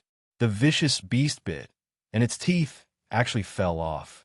On the other hand, the golden-armored soldiers killed the ferocious beasts one by one, as if they were chopping melons and vegetables. Magic arsenal. Other than the fact that bean seeds were hard to come by and were expensive, there were no other shortcomings. Especially this level of golden beans, even Yi Qingyu felt the pinch. It could be said that once these 2 golden beans were scattered, even if this mission was completed, it would be a loss. On the other hand, Jiang Wang was running wildly with his sword, killing beasts and saving people along the way, but his route was also deviating from the mountain. Because the beast tide was rapidly descending, this meant that the second line of defense was also in danger. Jiang Wang was anxious in his heart. Suddenly, his eyes lit up. The leisurely figure in front of him, who was fighting and retreating at the same time, was none other than Zhao Ruqing. Although he was also retreating, he didn't panic or turn around like the others. Instead, he chose a very strange route. Sometimes left, sometimes right, sometimes even forward. However, wherever they passed, they were either protected by rocks or isolated by pits. In short, there were no more than 3 ferocious beasts facing him head-on at any time. His combat strength wasn't strong, but it seemed that he was much more relaxed than Jiang Wang. He was simply walking leisurely. When Zhao Ruqing saw Jiang Wang running over, he repeatedly said, Hey, don't come over." But Jiang Wang had already leaped over and beheaded the ferocious beasts in front of him with a few swings of his sword. He also showed off a vine entanglement technique in passing. Watch third brother. It was reasonable to say that the battle should be easier with 2 people using their swords, but for some reason, it seemed that they had to face more ferocious beasts, and the pressure had suddenly increased. Zhao Ruqing turned around and said in a bad mood, "Follow me." Jiang Wang pondered for a moment, then followed Zhao Ruqing's rhythm of retreating. Sure enough, the battle became easier again. Third brother, you used to like to use your brain. Why are you becoming more and more like Tiger Do now? I used to... Jiang Wang found time to slap his head. Who are you calling brainless? Impudent. Right, did you see Huang Azin? Jiang Wang asked again. Zhao Ruqing curled his lips. He flashed past me. I couldn't even stop him. He ran faster than anyone else. That's good. As for Li Jianxiu, he didn't need to worry about him. If something happened to Li Jianxiu, there was nothing he could do. Jiang Wang turned around and looked in the direction of Tri-Mountain City, Lord Do Yume. If there was a backup plan, it should be time. When the Yin-Yang Eagles appeared, Team B and Team C were at the first line of defense, while Team D and Team E were at the second line of defense. At this time, even Team A, which had retreated not long ago, had taken up the position again. All the cultivators had taken up the position, but Do Yuamei's side still didn't seem to be moving. No, why was it suddenly so quiet? Jiang Wang suddenly realized that the eagle cry that had lasted for a long time had disappeared. This meant that the Yin-Yang double-headed eagle had been killed. The dean of Tri-Mountain City's Tao Academy stood beside the eagle's corpse and couldn't help but let out a sigh of relief. This scene was just like 2 years ago, when Sun Hung killed his way to the peak of Shizi Peak alone, killing the Yin-Yang double-headed eagle and securing victory. The beast tide also seemed to pause at this moment, and then the cultivators all cheered. But in the next moment, hey, hey, hey, hey, hey, cuckoo, cuckoo, cuckoo, cuckoo, the eagle's cry sounded one after another, suppressing the cultivators' cheers. The hanging lantern shone clearly, and a flock of Yin-Yang double-headed eagles came from the direction of Alioth Peak. Hey, hey, hey, hey, hey, cuckoo, cuckoo, cuckoo, cuckoo. Their cries were evil and crazy. There was a flock of Yin-Yang double-headed eagles living on Alioth Peak. The dean of Tri-Mountain City's Tao Academy was caught off guard and was torn apart in a single exchange. The beasts roared, rocks rumbled, and gigantic trees swayed. A scorching scarlet pillar of light shot forward, and Jiang Wang and Zhao Ruqing dodged to the sides. Only an extremely small number of ferocious beasts had the ability to use innate dermic arts. However, any ferocious beasts with innate dermic arts were definitely experts among the ferocious beasts. The pillar of light shot through the middle of Jiang Wang and Zhao Ruqing, plowing a deep pit in the ground. Jiang Wang and Zhao Ruqing were never able to meet up again. That was because the ferocious beast tide had already engulfed everything. Chapter 75. His sword spun like lightning, leaving only a cold glint. In the raging beast tide, Jiang Wang had no time to use his Dao techniques. He could only rely on his sword techniques to maneuver among the ferocious beasts. The golden arrow engraved on his sword had already shot into the eye of a lion-shaped ferocious beast. It would take a long time to recover from the next attack. If not for the strength of the Four Spirits body tempering technique, Jiang Wang would not have survived. In fact, more than 100 cultivators had died in this wave of ferocious beasts. Not even their corpses were left behind. Jiang Wang stuck close to a huge bull-shaped ferocious beast, circling it from left to right. Not only did he cause the ferocious beast to fly into a rage, but he also made it difficult for the other ferocious beasts to attack. However, he knew very well that it was far from safe now. That was because he was still dancing on the edge of a knife. A single mistake, and he would be reduced to ashes. Even now, he did not know where the ferocious beast that shot out the beam of light was or what it looked like. Furthermore, he had lost contact with Zhao Ruqing. He was already having such a hard time dealing with it. What could Zhao Ruqing do? Jiang Wang did not dare to imagine. He had already unleashed all his strength. While he was fighting, he tried his best to find Zhao Ruqing's figure and observe the direction of the beam of light. As the bull-shaped ferocious beast charged, Jiang Wang first saw the ferocious beast with innate dermic arts. Even though the ferocious beast tide was so violent, they still made way for it under the influence of their instincts. It was a ferocious beast that looked like a black cat. Its body was unexpectedly small. However, it stood quietly in the midst of the ferocious beast tide, like a reef in a raging river. Only a pair of blood-red eyes revealed the ferocious beast's nature. At that time, it seemed to be yawning lazily. However, its mouth opened wider and wider until it was as big as a wooden basin. In the center of its huge mouth, a red ball of light slowly took shape. Jiang Wang looked in the direction it was pointing at and instantly widened his eyes. There, Zhao Ruqing was surrounded and bitten by 7 or 8 ferocious beasts. He was in danger. Jiang Wang flipped onto the back of the bull-shaped ferocious beast and provoked it with a casual sword strike. Then he stomped on the ground and shot out. He was moving on top of the beast's head, dodging countless bites and attacks along the way. He suddenly soared into the air. Sword light shot out from the east-rising purple chi sword technique, the 4th move of the killing technique.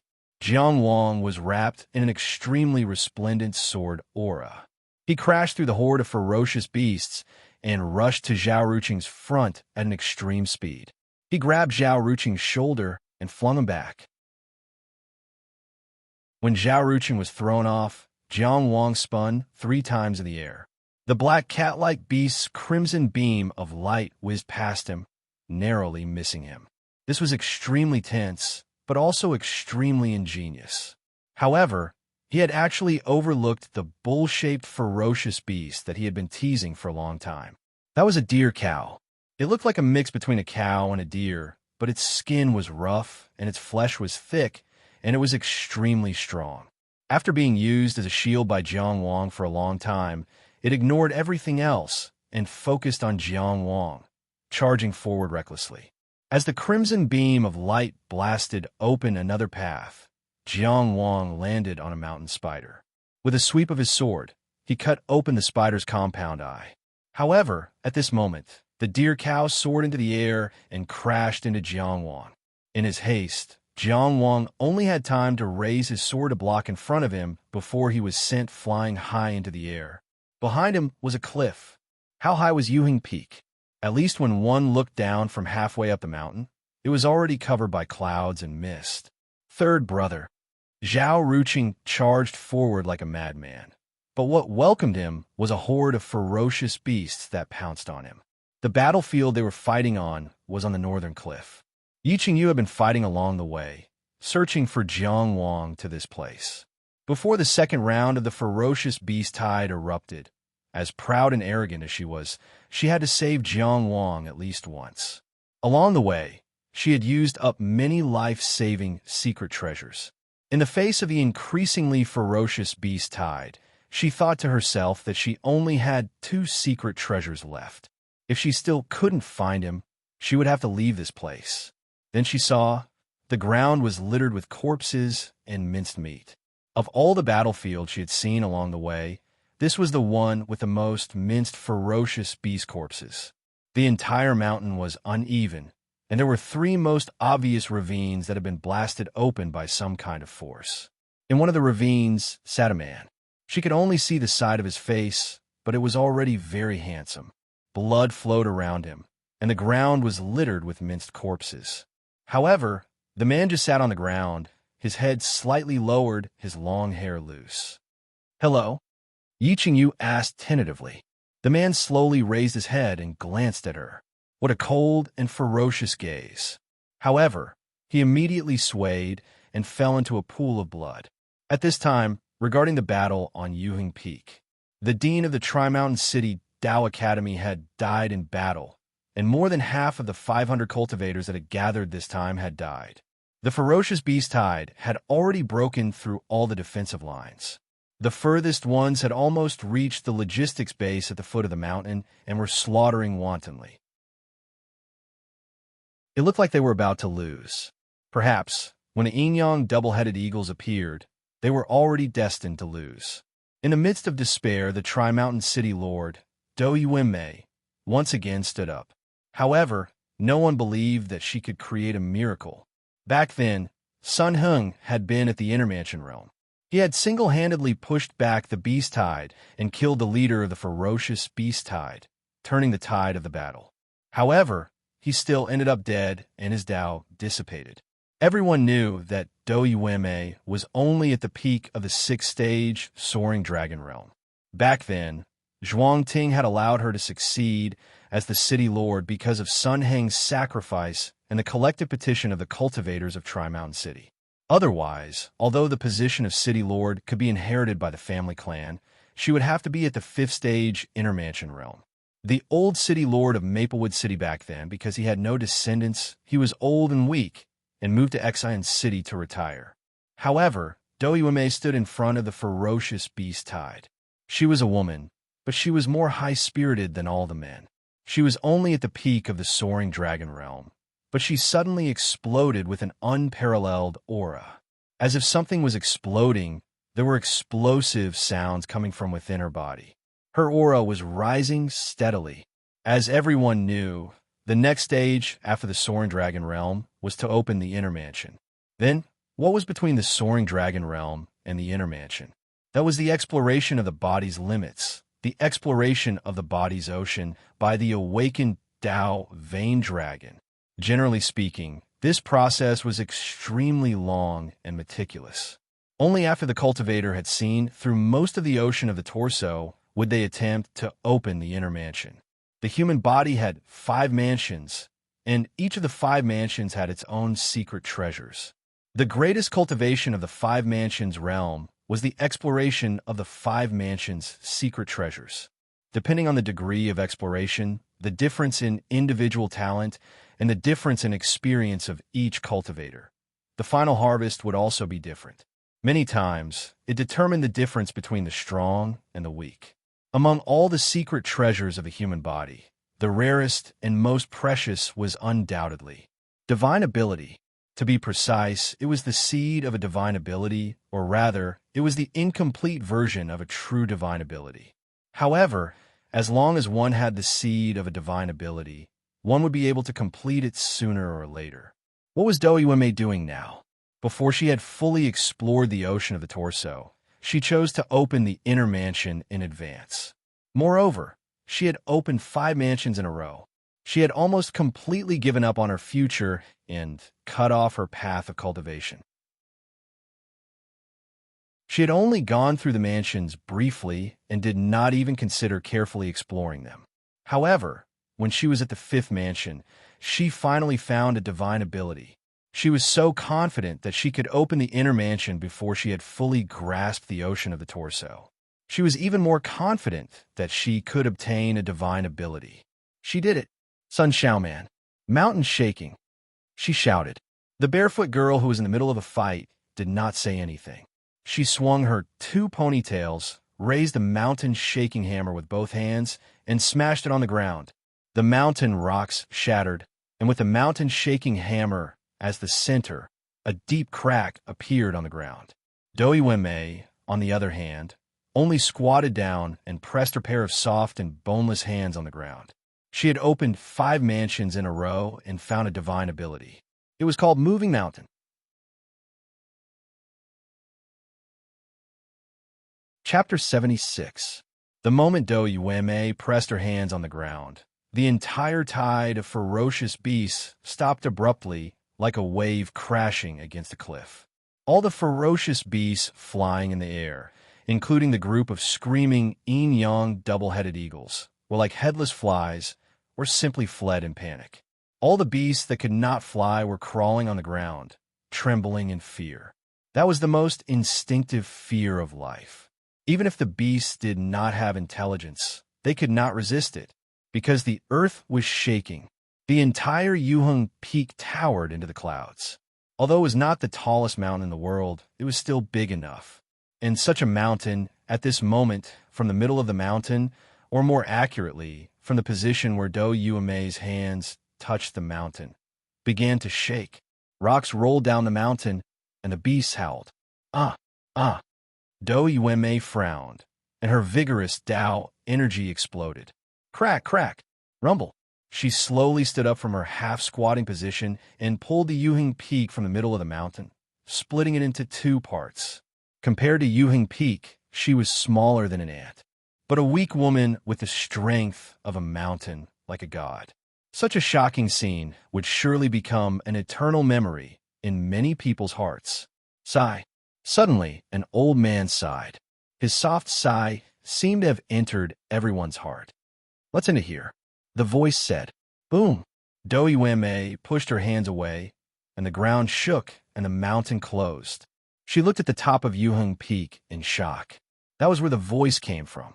There was actually someone at the top of Yuheng Peak that towered in the clouds. And such an unfathomable and terrifying expert. I didn't expect you to be able to do this on your own. The voice repeated, but let's end it here. This was undoubtedly a terrifying expert. He had stopped Dou Yuanmei from pulling the mountain before even showing himself. This showed that he was invincible. But, you're here. What nonsense are you talking about? Dou Yuanmei recovered from the initial shock. She clenched her fists, and the Abijna seed in her 5th residence spun wildly. Who the hell do you think you are? You want us to go and stop when you want us to? Sun Xiaoman walked behind Dou Yuanmei with a mountain quake hammer in hand. Li Jinxiu held the branch and walked behind Dou Yuanmei. Zhao Tiao limped behind Dou Yuanmei. Yang Xingyong, Shenanqi, Huang Azan, the cultivators of the Tri-Mountain City's Dao Academy, the cultivators of the Tri-Mountain City Guards, and even the cultivators attracted by the bounty, those who were still alive and able to fight, silently gathered behind Dou Yuanmei. Even though the mysterious person at the top of Mount Yuheng appeared to be so powerful and invincible, this was a silent attitude. Alas! The old voice sighed again. Some people spend their entire lives and still can't even touch the surface of theurgy. He sighed and said, "You only swam halfway through your torso's sea, and you already had a premonition about your divine art seed. You have more potential than Sun Hong. What a pity." Although there were many cultivators on Yuheng Peak, the only one that caught his eye was Dou Yuanmei. They couldn't see him at all, so they didn't know what he was doing. However, the seed of divine ability in Dou Yuanmei's fifth inner palace suddenly quieted down, just like that. Dou Yuanmei gathered all her strength to resist the invisible pressure. You hide at the top of the mountain and work with the beasts, watching as they wreak havoc, and even protecting them. What do you know? You don't understand how strong he is. No matter how strong you are, I will only treat you as a weakling. You old man. The mountain wind blew, scattering the echoes far away. The voice was silent for a moment before speaking again. There are some things you don't understand, and I don't blame you. Leave now. There's no point in being entangled. I don't want to be entangled, Dou Yuanmei shouted angrily. But countless cultivators died in Tri-Mountain City. Countless people were eaten. They won't agree. This is a secret you don't have the right to know yet. I don't have the right. Dou Yuanmei laughed angrily. I'm the ruler of Tri-Mountain City. I have the jade letter personally signed by the ruler, the seal made by the court, the master of the mountains and rivers here, the patriarch of all the people in Tri-Mountain City. Now you're telling me that there's a secret in Tri-Mountain City that I don't have a right to know? Zhuang Country has 3 counties. Qinghe County has 13 cities. You're just the temporary butler of one of the 13 cities, not the patriarch, and definitely not the master. Zhuang Country's 3,000 miles of mountains and rivers only has one master, and that is the ruler. There's no need to say more, just accept the order. These words revealed too much information. The most important point was that the existence of the beasts on Yuheng Peak was tacitly approved by the ruler of Zhuang Country. Or maybe it wasn't just tacitly approved. Ha ha ha ha ha. Dou Yuanmei laughed out loud, so loud that tears flowed out of her eyes. My husband died here. My elder brother died here. My disciples, my friends, the people I love, the people who love me, they all died here. My daughter is only 15, my son is only 13, and they all went to the battlefield to fight for Tri-Mountain City. Now you're telling me that Tri-Mountain City doesn't belong to me, but to the ruler who doesn't care about the people here, who hides in the palace, who doesn't even know what he's doing. Bullshit, ruler. How dare you? The owner of the old voice seemed to be really angry, and a terrifying aura came down from the peak, killing dozens of beasts on the spot. He held back, and the aura stopped right in front of Dou Yuanmei. However, the entire Yuheng Peak fell into an extreme silence after this angry shout. In this terrifying silence, only Dou Yuanmei's desolate voice could be heard. From the day my husband died, I no longer had the right to be a coward. Once upon a time, she was also a cowardly woman. She would also be afraid when faced with strong enemies, and retreat when faced with difficulties. Sometimes, she would even scream and hide in her husband's arms when she saw a mouse. However, after that man died in battle, she could no longer do it. She had to take care of her son and daughter and carry the entire Tri-Mountain City. Was she willing to raise her fists and stand on the front lines? Was she willing to slowly lose her voice and waste? Who didn't want to live a peaceful life? But could she? Dou Yuanmei clenched her fists, gritted her teeth, and continuously attacked the power that was restraining her. She never stopped. This time, the old voice was silent for a long time. Then he said, "Come up." Under the gaze of the surviving cultivators, Do Ueme walked up to the peak alone. Under the suppression of some kind of power, the beast silently opened up a path, and she walked forward. The heavy clouds in the sky were unknowingly parted, revealing a crescent moon. However, very quickly, it was covered again. The night was always dark. While waiting, the time seemed to be especially long. When Do Ueme's figure appeared in their line of sight, all eyes were on her. People were expectant, hopeful, but also fearful and uneasy.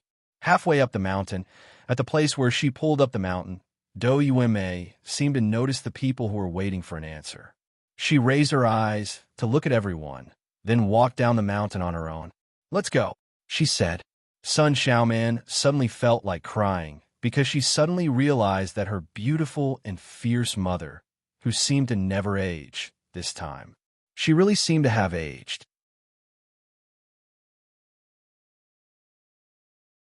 Chapter 77. His body hurt. Jiang Wang woke up from his coma. The first thing he did when he woke up was to reach for his sword. Fortunately, the sword was by his side. Holding the sword in his hand, he opened his eyes. The first thing he saw was an upside-down stalactite. He was in a cave. The previous battle process was engraved in his mind. There shouldn't be anything left out. Neglecting the deer cow was undoubtedly his fatal mistake. This made him chagrined.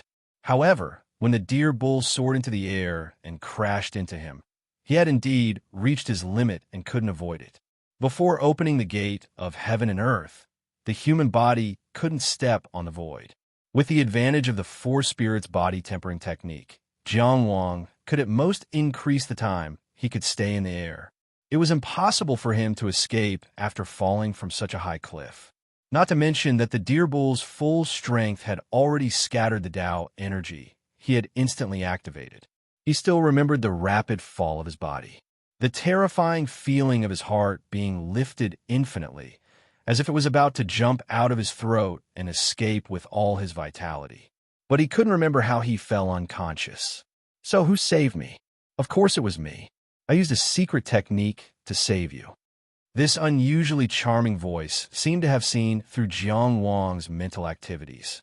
It came from afar and floated into Jiang Wang's ears.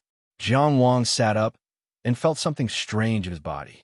However, before he had time to examine it carefully, the woman in a long black dress and a black veil had already walked in front of him. She was very strong. This was Jiang Wang's first judgment. "I'll remember the favor of saving my life." Jiang Wang thanked her solemnly and asked, "May I know your name?" "I won't say my name. Anyway, men are all the same. They can't remember things that are too easy to get." The woman's voice was light, as if she couldn't scratch an itch. She stretched out her snow-white hand and gently wiped the tip of Jiang Wang's nose with her finger. "You just need to remember that I saved you." Jiang Wang wasn't Zhao. He hadn't experienced such a battle. Moreover, he had just escaped death. He couldn't help but panic. Fortunately, he was holding a long sword in his hand, and the cold sensation made him calm down a little. He forced a smile. "I don't know your name." He glanced at the woman's veil and smiled stiffly. "I don't know what you look like." This. How was he supposed to remember it? He thought. Hee. The woman in black held her forehead and laughed. "You are so cute." Jiang Wang subconsciously tightened his grip on his sword, not because he felt threatened, but because he was really nervous. The woman in black knelt down in front of Jiang Wang. Her long skirt reached the ground. She supported her elbows with her knees, supported her chin with her hands, and looked straight into Jiang Wang's eyes. "It doesn't matter. I'll come to you later.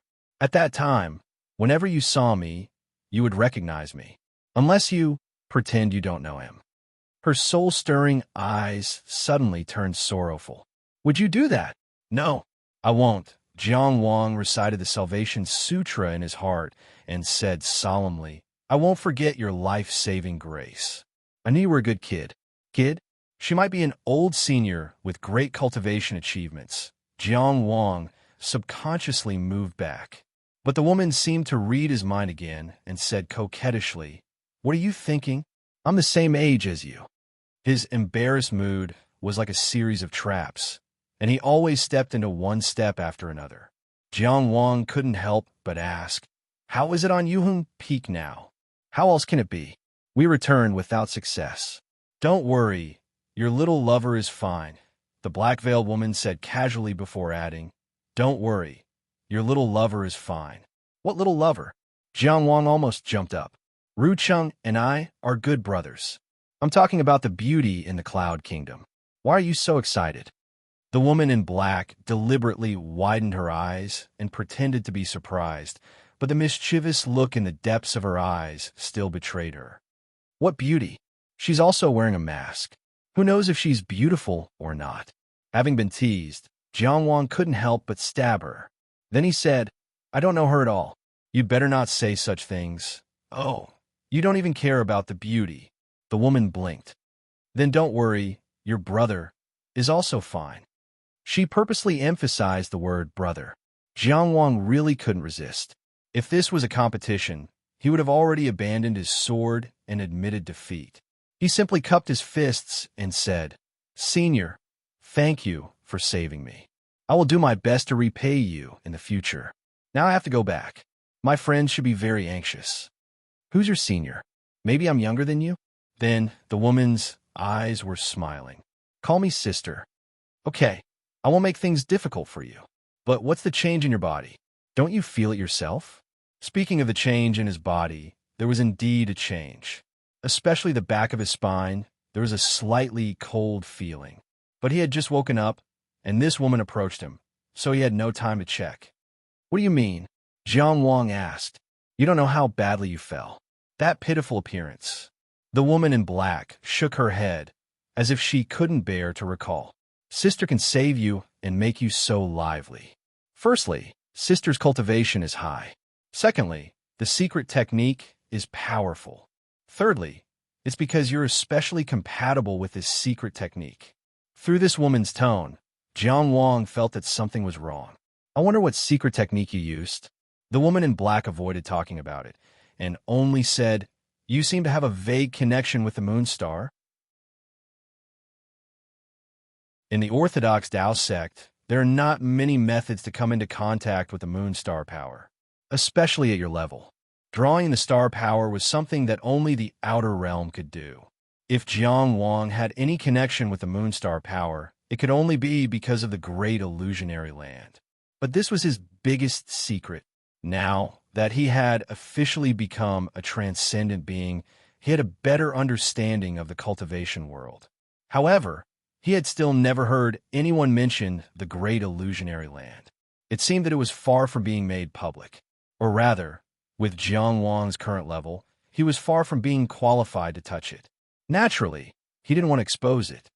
"Your secret technique involves the moon star?" "I heard what you said," Jiang Wang deliberately said. "You are not Orthodox Taoism? Call me sister." The woman in black hit Jiang Wang neither lightly nor heavily. It was more like flirting than anger. Then she said, "We are one of the few Orthodox Taoists. May I ask?" Jiang Wang vaguely skipped the address. "From which branch of Mount Daluo? Mount Yujing and Penglai Island?" "It's a secret." The woman in black's eyes were full of smiles. "Don't you want to see?" "See what?" The woman in black gently raised a soft and boneless hand in front of Jiang Wang, and then her index finger cut down. Jiang Wang was caught off guard. His entire shirt split open, revealing his muscular upper body. He subconsciously wanted to wrap his arms around his chest, but he felt that this was too revealing. He could only stiffen and not move. Little did he know that this appearance made him look even more uneasy. The woman in black took out a small mirror from somewhere and slowly approached Jiang Wang, placing the bronze mirror behind him. "Look at me," she said. "Huh?" Jiang Wang was stunned. "Look into my eyes." The woman was so close that her fragrant breath seemed to blow on his face through the layer of black gauze. "Don't think too much. You, from my eyes, look at your back reflected in the mirror." Clang! Jiang Wang drew his sword out of its scabbard. The woman in black didn't seem surprised at all, not moved at all. She was still looking at him, still so close. Jiang Wang leaned back slightly, holding the sword horizontally in front of him, using the blade to reflect the mirror. I can see more clearly this way, he said. Then he saw that at the place where his cervical vertebra connected to his spine, a lotus had bloomed at some unknown time. It was an evil lotus with white bones as petals. Chapter 78. What is this? Jiang Wang looked at the black-veiled woman, his heart sinking. This bone lotus flower didn't look like something orthodox. Oh, it's something that appeared on your body. Who are you asking? The black-veiled woman's eyes were full of laughter. I didn't have this on me before, and I've never seen this kind of lotus flower. Is it related to your secret technique? I can only say that the secret technique I used to save you seems to have only played a guiding role. She leaned close to Jiang Wang's ear, her breath like an orchid, slightly trembling his hair and burrowing into his neck. Think carefully. What secret are you hiding on your body? What secret am I hiding? Jiang Wang tried hard to recall, but he couldn't think of anything related to the bone lotus flower. The black-veiled woman put away the mirror, slowly stood up, and stepped back. I saved your life, but you don't need to remember it. I only need you to do 3 things for me. As for what they are, she said softly, be a little more obedient when you sleep next night and wait for me to come find you. Jiang Wang consciously skipped over her vague charm and said seriously, as long as you don't violate the principles Jiang Wang practices, not to mention 3 things, even 30 things are reasonable. 3 is enough. The woman stepped back and laughed softly. You should go back. Do you recognize this lotus flower? What is it? Jiang Wang asked. The black-veiled woman dragged out her words, as if she was thinking. Then she said, it seems to be the white-bone Tao lotus, the symbol of the white-bone Tao. She turned and walked out of the cave. Jiang Wang was still sitting in the same place, holding his sword with one hand, his upper body naked. He sensed that her aura had disappeared. Jiang Wang examined his body and didn't find any other abnormalities. He simply did 2 rounds of meridian breakthrough cultivation to make up for the cultivation he missed when he was unconscious. Then he walked out of the cave. There was a set of Taoist robes at the entrance of the cave, probably prepared by the black-veiled woman. Jiang Wang was worried about his naked upper body, so he immediately put it on and found that the size fit very well. This woman was enchanting and changeable, and her words were half true and half false. It was hard to distinguish between good and evil. However, it was a fact that he had saved his life. Jiang Wang shook his head and decided not to think about it for now. That woman said that she would look for him again. Anyway, he couldn't analyze anything, so he would wait and see. Jiang Wang took a quick look at the mountain terrain, and after gaining a rough understanding of his current location, he turned around and headed in the direction of Tri-Mountain City. If Zhao Ruqing and the others were safe and sound, then they should be waiting for him in 3 Mountain City. No matter what, Zhao Ruqing would not abandon him and return to Maplewood City first. Jiang Wang, Jiang Wang, Jiang Wang. Jiang Wang heard the shouts from afar. Their voices echoed in the mountains, rising and falling one after another. Jiang Wang knew that Zhao Ruqing and the others must be looking for him. After the previous battle, the ferocious beasts on Yuhing Peak seemed to have restrained themselves a lot. Otherwise, they would have charged down long ago. Jiang Wang sprinted in the direction of the sound. Here I am, he shouted. The shouts paused for a moment before continuing, Third brother, third brother. From afar, a figure could be seen rushing over while shouting loudly. Who else could it be but Zhao Ruqing? Jiang Wang went up to greet him. The 2 brothers reunited in the mountains near Yuhing Peak. It felt like a lifetime had passed since they had narrowly escaped death. However, the 2 of them didn't show any excitement. Zhao Ruqing looked up at the sky for a while. Ah, the weather's not bad. Yeah, Jiang Wang said. After a while, Zhao Ruqing retracted his gaze and looked at Jiang Wang. His expression was exaggerated. Wow, you don't look bad at all. You even changed into new clothes. Jiang Wang smiled. You have to know who's the big brother. At this moment, Li Jinxiu, Huang Azan, Zhao Tiehe, Yang Xingyong, and some unfamiliar faces came over. They were all outer sect disciples of Tri-Mountain City's Tao Academy. Jiang Wang, Junior Brother Jiang. Brother Jiang, Junior Brother Jiang. Jiang Wang also cupped his hands in greeting. Brother Zhao, Brother Yang, brothers. There's also Senior Brother Li, Senior Brother Huang. Jiang Wang's skills are not good enough. I'm really ashamed to have troubled you to come find me. Brother Jiang, what are you talking about? Aren't you doing your best for Tri-Mountain City? Brother Jiang, it's great that Junior Brother Jiang is fine. As long as you're fine, as long as you're fine. It turned out that after Zhao Ruqing woke up, accompanied by Li Jinxiu and Huang Azan, he immediately returned to Yuhing Peak and searched for the place where Jiang Wang fell from the cliff in his memory. His original intention was to find Jiang Wang's body and bring it back. However, after searching for a long time at the bottom of the cliff, not only did they not find Jiang Wang's body, but they also didn't find any remnants of his clothes. Only then did Zhao Ruqing realize that Jiang Wang might still be alive. However, he didn't search aimlessly. Instead, he immediately returned to Tri-Mountain City to look for him. He divided the mountainous area near Yuhing Peak into several areas and started searching in batches. Sun Xiaoman couldn't come in person because she had to accompany Dou Yume, but she came forward to organize so many people. Jiang Wang thought that the black-veiled woman suddenly left because Zhao Ruqing and the others came looking for her. Third brother, what are you thinking about? Zhao Ruqing waved at him and said, This is Fairy Yi from the Yun Nation. She also helped me a lot in finding you this time. Jiang Wang turned his gaze and saw the mysterious cultivator with a white veil slightly bowing to him. I still haven't thanked fellow Taoist Jiang for your help. He didn't know what was wrong with female cultivators these days. They all like to cover their faces when going out. You're welcome. I just did it casually, Jiang Wang said. Fellow Taoist Jiang is a righteous person who doesn't expect to be repaid for his kindness. But Qingyu can't be an ungrateful villain. The Yin country female cultivator took out a very beautiful small token and handed it to Jiang Wang. Fellow Taoist Jiang, if you have any problems in the future, you can come to Heavenly Tower with this Yun Zhong token. There's nothing you won't report. Nothing you won't report? Was Heavenly Tower an omnipotent place? Jiang Wang was slightly surprised, but he didn't show it on his face. He just said seriously, There's really no need. We're on the same battlefield, so we're comrades in arms. It's natural for comrades in arms to help each other. Fairy Yi, there's really no need to be polite.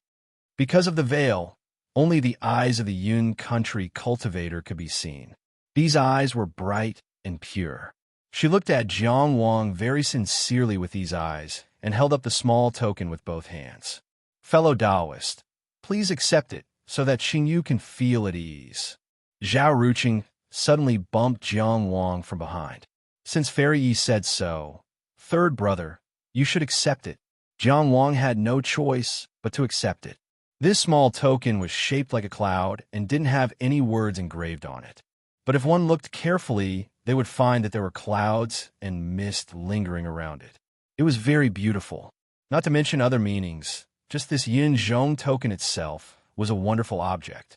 Her savior was safe and sound, and the Yin Zhong token was also given away. Yi Qingyu felt at ease. She then said to Jiang Wang, So, Qingyu will take her leave first. The great Tao is like the blue sky, and I hope fellow Taoist will rise to the top. Farewell. After she said this, she condensed a crane-shaped cloud beast and stepped on its back, riding the wind as she left.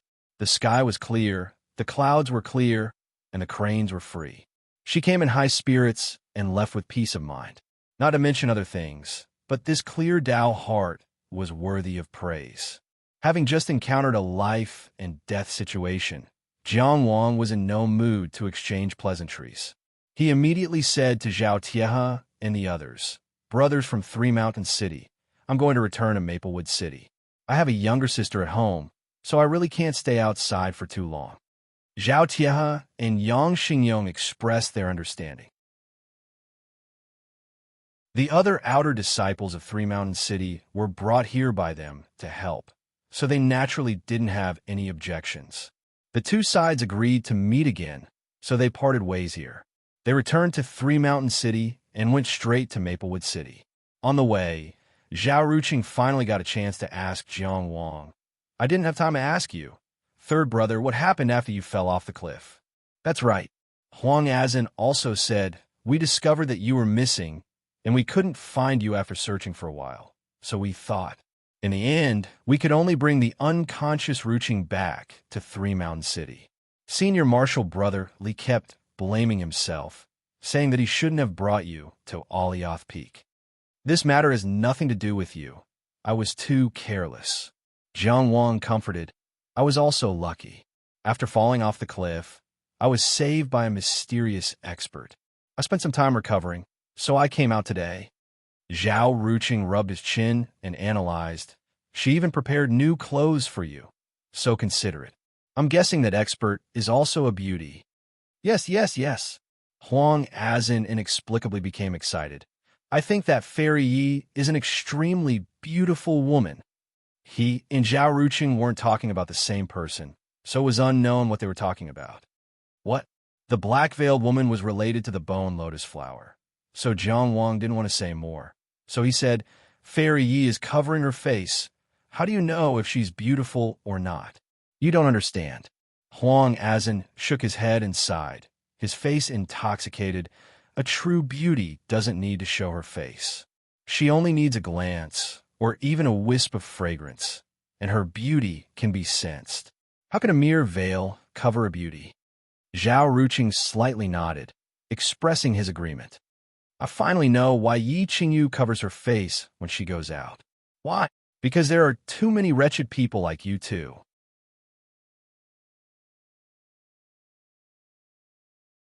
Chapter 79. The Lin family was one of the top families in Wangjiang City. Unlike the Wang, Fang, and Zhang families of Maplewood City, the Lin family stood out in Wangjiang City, especially after Lin Zhengren won first place in the Three Cities Dao discussion. Their reputation reached its peak.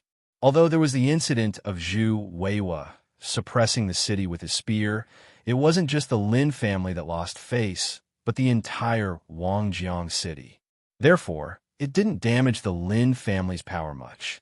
Some people were glorious, while others were depressed. The more glorious those people were, the more depressed he was. Lin Jingluan fell from the clouds to the dust overnight after losing the Lin family's medicinal herbs business that was so easy to obtain. As a member of the Lin family, he naturally didn't have to worry about food and clothing. But in the past, he would call his friends to Wangjiang restaurant. Now, he could only drink on the streets and seek his dreams. He hated it deeply, but there was nothing he could do. Lin Jingli was the direct descendant of the Lin family, an elite in Wangjiang City's Dao Academy. His father was the head of the Lin family, and his brother was Lin Zhengrun. What did he have to compete with others? Some things were destined. He didn't believe it before, but now he had no choice but to believe it. Fill it up. Lin Jingluan swayed into the wine shop like a zombie and threw a fat gourd on the table. The owner of the wine shop took the wine gourd with a troubled expression. Young, Master Lin, you haven't what? Lin Jingluan suddenly stood up straight and stared at the owner in a daze. Are you afraid that I can't pay for the wine? I'll pay at the end of the month. Fine, fine, fine. After all, he was a descendant of the Lin family. No matter how shabby the wine shop owner was, he couldn't afford to offend him. He could only lower his head and drink. Suddenly, a voice penetrated the wine shop. Isn't this Brother Jingluan? Lin Jingluan turned around and saw Lin Zhongli surrounded by a group of people. It seemed that he was doing something and passed by here. Then, he heard Lin Jingluan and the wine shop owner arguing. Zhongli, young Master Lin, Lin Jingluan said with difficulty. The current scene was too embarrassing, especially when Lin Zhongli saw it. Lin Zhongli looked up at the sky and then at Lin Jingluan. He smiled and said, It's broad daylight. You're in a mood to drink. I've made a fool of myself. Lin Jingluan forced a smile, picked up the wine gourd, and left. He was practically running away like a stray dog. I suddenly remembered. The medicine store seems to have lost a manager recently. We're short of people. Lin Jingli said casually from behind him. Lin Jingluan stopped in his tracks. He turned around and forced an unnatural smile on his face. Young Master Lin, do you think I can do it? With Brother Jingluan's ability, there is naturally no problem. With a smile, Lin Zhongli moved closer to Lin Zhongluan and said in a low voice, I heard that the widow you married is quite beautiful. Is that right? Rui? Lin Zhongluan took 2 steps back. No, no. He shook his head vigorously, as if he could not resist the terrible struggle in his heart. This won't do. Lin Zhongli stood up straight and maintained his calm smile. I won't force you. He turned his head and looked at the owner of the wine shop, who was smiling obsequiously. He pointed at Lin Zhongluan and said loudly, This is a member of my Lin family. You can't look down on him. From now on, if he wants any wine, just serve him. At the end of the month, just come to my Lin family to settle the bill. The owner of the wine shop replied loudly, Yes. Since young Master Lin has spoken, I dare not neglect. Lin Zhongluan forced a smile. Thank you, young Master Lin. You're welcome. Lin Zhongli waved his hand and walked forward. That group of people crowded around him and went far away. From time to time, flattery could be heard. Young Master Lin is so righteous. What young Master Lin? You have no eyesight. You should call him young clan leader. Lin Zhongluan carried the wine gourd and staggered back home. Today's wine seemed to be particularly strong. He only drank 2 mouthfuls on the way, but he seemed to be drunk already. This was a courtyard with 2 entrances that was cleaned up very well. In particular, there were some flowers and plants in the front yard that were taken care of very well. It was especially pleasing to the eye. Lin Zhongluan's feet were unsteady and knocked over a flower pot. He became impatient and simply kicked it to pieces. Crash! Song Rui hurriedly came out from the house and could not help but scold. Lin Zhongluan, what's wrong with you? It's none of your business. Lin Zhongluan glanced at her and staggered back into the house. Song Rui moved sideways and blocked in front of him. She held back her grievance and said, You soak in a wine jar all day long. What is the meaning of this? Don't you want to live anymore? Huh, interesting. Lin Zhongluan carried the wine gourd and laughed. What? You still want to divorce me? Fine, we'll divorce. Huh, I didn't hear clearly. What did you say? Song Rui tightly closed her eyes and forced back her tears. When she opened them again, they were cold and indifferent. I said, let's divorce. Huh. Lin Zhongluan laughed and suddenly smashed the wine gourd in his hand on the ground. The wine gourd bounced twice on the ground and rolled down the stairs. The gourd itself was not smashed, but the cork of the gourd was knocked away and the wine flowed out. The entire courtyard was instantly filled with the smell of wine. Why don't you look at yourself? Lin Zhongluan angrily roared.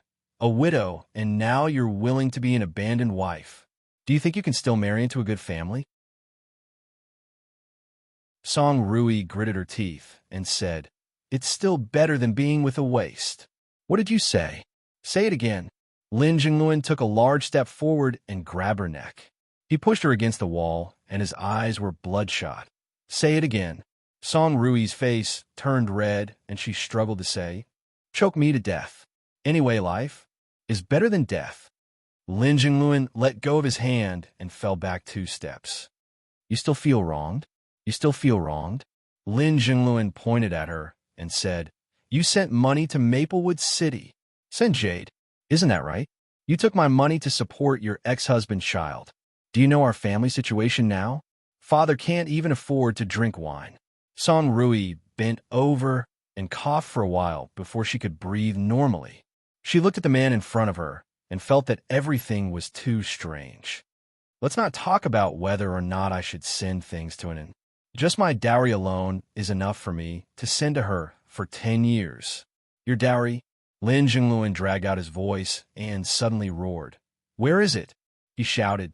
Damn it, why do I have nothing? You were robbed because you didn't have the ability. Do you blame me? I didn't have the ability? I didn't have the ability.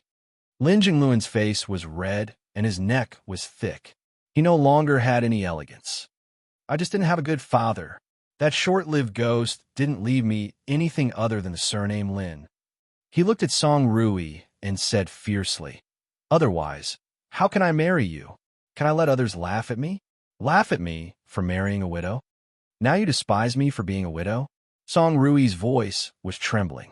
You said that you were a descendant of the Lin family and came from a high family. You were afraid that others would look down on you and laugh at you. I even left him behind and came to Wangjiang City with you. I asked her brother to take care of her. His brother is only 17 years old. He hasn't even been crowned. I even took away all of his property. My heart is already so ruthless. Shouldn't I send her some money? Ah, my descendant of the Lin family. She walked closer and looked straight at Lin Jingluan. She questioned angrily, "You didn't eat or wear anything. You're a descendant of the Lin family who lives in the second courtyard?" "Pa!" Lin Jingluan slapped her to the ground. "Ridiculous! Ridiculous!" Lin Jingluan turned around and walked out.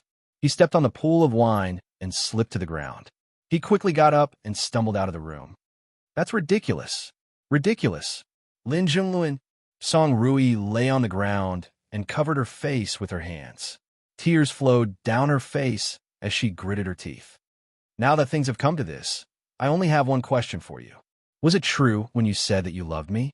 "Aha, aha. Love?" Lin Jingluan kicked another flower pot away. "Damn it. What kind of illusory thing is this?" He ran out of the courtyard as if he was fleeing. He didn't know where he wanted to go or where he could go, but it seemed that he didn't have the face to stay any longer. He had to leave. He had to escape. A stray dog had truly lost his home.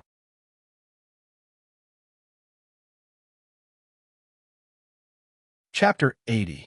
The trajectory of Song Rui's life was very clear. Before the age of 16, she was only the daughter of a herb gatherer. Because of the dangers of the wilderness, herb gatherers actually earned a lot of money. Some old herb gatherers figured out the movements of the wild beasts, ferocious beasts, and even demonic beasts in the mountains. It was as if they were strolling in their own vegetable garden.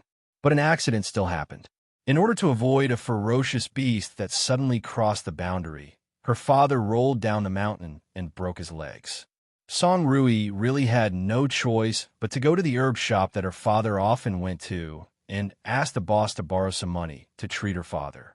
Because her father often said that the Jiang family's herb shop was the most generous. She also held on to this hope, but she didn't expect that old Master Jiang would actually agree. In order to repay the debt, she went to the Jiang family's herb shop to work. Not only did Jiang Zhongshan not reduce her salary, but he also sent some things to her disabled father from time to time. After a few times, she also understood Jiang Zhongshan's feelings. She was full of gratitude towards Jiang Zhongshan, but when it came to love, it was far from love. But it didn't matter. She didn't know what love was. She decided to marry Jiang Zhongshan. To be honest, this marriage was considered climbing up the social ladder. Jiang Zhongshan was in the prime of his life and had many properties under his name. He was second to none in Fengxi town. Although he still had a son left behind by his deceased wife, there were many girls who wanted to marry into the Jiang family, and she was only the daughter of a herb gatherer. Jiang Zhongshan was very happy, but they couldn't get married immediately because his son didn't agree. She had never heard of father needing his son's consent to get married, but the Jiang family was indeed an exception. Song Rui understood that Jiang Zhongshan was a man who knew how to respect others. He respected his son's thoughts, just like he respected his own. In the time that they had spent together, although he was moved by her, he had never made things difficult for her. Song Rui had seen Jiang Zhongshan's son before. That child looked decent and smart, but he was a bit stubborn. At first, he always ran to the herb shop and even talked to her. Later, when he heard about the two of them, he never came again. With the marriage blocked, Song Rui couldn't tell whether she was happy or disappointed. Perhaps it was both of them. Things took a turn for the better in an accident. One day, she passed by the small river outside Fengxi town and saw the child flopping in the water. She was scared out of her wits and shouted for help. This alerted the townspeople who were passing by, and they saved the child. After that, the child did not oppose them. She became Jiang Wang's second wife and Jiang Zhongshan's stepmother. This marriage seemed to be very happy. Jiang Zhongshan treated her extremely well and also personally took care of her old father. Even her father's funeral was arranged by Jiang Zhongshan alone. She didn't need to spend any effort. Although Jiang Wang was not close to her, he was not hostile to her either. Especially after he became obsessed with cultivation, he didn't spend much time at home. After giving birth to Jiang Anan, she felt that life might be like this, and that it was good. However, there were unexpected circumstances. Jiang Changshan fell seriously ill. He had been selling medicinal herbs all his life, but he had contracted an illness that no medicine could cure. He could only stall for time and endure one day at a time. She took care of him tirelessly, as if to repay all the care she had received in the past. Later, Jiang Zhangshan said that he didn't want to treat him. They did not have much money left at home, so they had to leave it for her and Jiang Anan. At that time, Song Rui cried and asked him what to do about Jiang Wang. Jiang Zhangshan said proudly that his son was capable and did not need him to leave anything for him to live a good life. Then, Jiang Zhangshan died. Jiang Wang entered Maplewood City's Dao Academy and almost never came back. She had thought that she would spend the rest of her life like this, guarding the medicinal herb shop and taking care of Jiang Anan, waiting for her to grow up and become an adult, until she met Lin Jingluan, a handsome young man with an excellent background. He spoke well and was very capable. He controlled his subordinates to be obedient. Song Rui fell for him. She fell in love with him without a doubt. For the first time in her life, she felt the heat of love, the madness of love, and the desperation of love. She abandoned everything and left with him. Not only that, she abandoned everything that could interfere with their love, including Jiang Anan. She took away everything that could help their love, including the Jiang family's business. She married into Wangjiang City.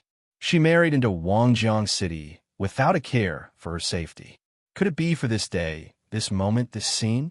In the empty courtyard, on the bone-chilling ground, Song Rui felt that his heart had been extinguished. On the way back to Maplewood City, Jiang Wang learned the details of the entire Yuheng Peak cleanup operation. So, who is that mysterious expert on Yuheng Peak? Are the ferocious beasts on the mountain really related to the Zhuang court? Zhao Ruqing said coldly, I don't know the first answer. Isn't the second answer obvious? All right, Li Jianxiu said. This matter ends here. Don't discuss it anymore. As a senior brother, he had to stop this topic. This was his responsibility to the few people present. If anything that shouldn't be said in the future, these people's futures would be over. Jiang Wang found it hard to accept. The Zhuang state was his motherland.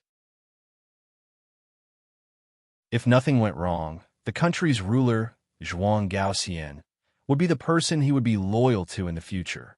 However, wasn't the Three Mountain City the land of the Zhuang state? Weren't the people of the Three Mountain City the citizens of the Zhuang state?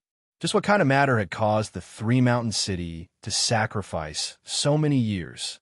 2 city lords had died and their wives had taken over. They had exhausted almost everything, but they had been forced to retreat at the last moment. Just what kind of great secret was it that the victims didn't even have the right to know? Why did those who had sacrificed themselves not know why they had sacrificed themselves? At this point, the discussion fell silent.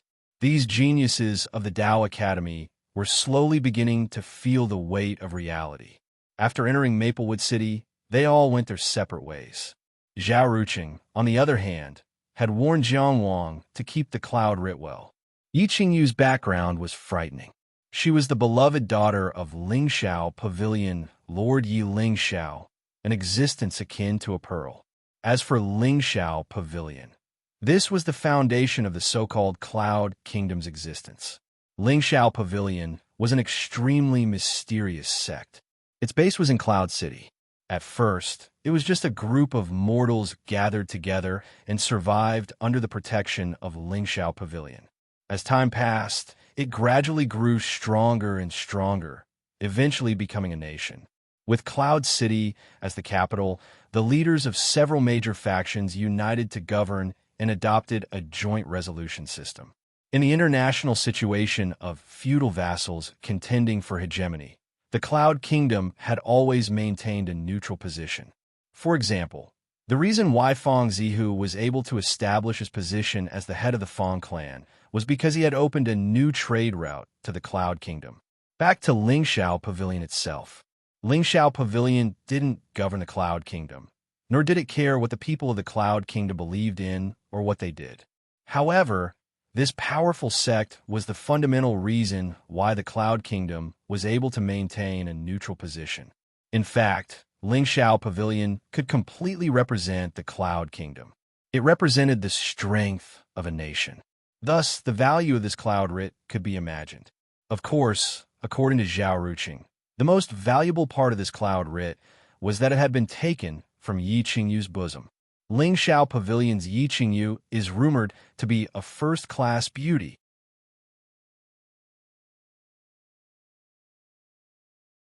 Chapter 81. Words are like me, and when you read this letter, Mother will have already gone to a faraway place. Because it's too far, I won't be able to come back in this lifetime. I am not a good mother. Your grandmother passed away when I was very young. No one taught me what a mother should be like. I'm not saying this to shirk responsibility. It's regret. I regret that I went through such a lonely childhood, but I was cruel enough to let you go through it again. I regret that I didn't get anything from my mother. When I became a mother, I didn't give my daughter anything. I regret that as a mother, I also didn't teach you anything. I didn't teach you how to protect yourself as a girl. I didn't teach you right and wrong. I didn't teach you how to love someone. Of course, I don't have the qualifications and ability to do so. I think your brother will teach you. I hope your brother can teach you. He's a very promising child. You'll live much better with him than with a useless mother like me. This is the only thing I can comfort myself with. And then, you're a good child. Do you still remember? At the end of the year, the workers all went home on vacation. The medicine shop had to change the goods again. I moved those herbs back and forth alone dozens of times until I cried. When I'm done crying, I'll turn around and see you stumbling as you send the herbs back to the storeroom. Many of the herbs were mixed up, but Mother's heart was so warm. At that moment, Mother felt extremely comforted, but also extremely lonely. Loneliness is a demon. It swallows humans' rationality, morality, and even humanity. Swallows everything. Mother was swallowed by this demon, so much so that she forgot how beautiful everything was. So much so that she lost everything. I'm sorry. Mother shouldn't have said this to you. The weather is already very cold. Did you wear more clothes? Mother sewed a winter coat for you and sent it to you with this letter. There was also a small hat, but it was only half done. Forget it. I'm sorry. I can't send you gifts in the future. I'm sorry. I left you again. I'm a shameful mother. But I can't help it. The thing I pursued has already disappeared in this world. I can only follow it to a faraway place. I can't come back. I wanted to leave quietly, but I felt that I had to say something to you. Whether it was a mother's last exhortation or an irresponsible woman's last self-consolation, I had to say something. And then, this is the first and last letter your mother is writing to you. He really didn't know what was the most appropriate thing to say. And then, you have to take care of yourself. You have to study hard. When you grow up, you'll be like me. You can also enter the Tao College and become a high-ranking official or an immortal. No, Mother shouldn't ask you to do that. Mother did not have the right to do so. Cultivation is too tiring. Do whatever you want.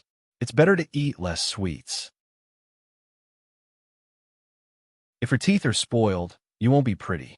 Mine must be a great beauty when she grows up. What kind of soul-stirring beauty would it be?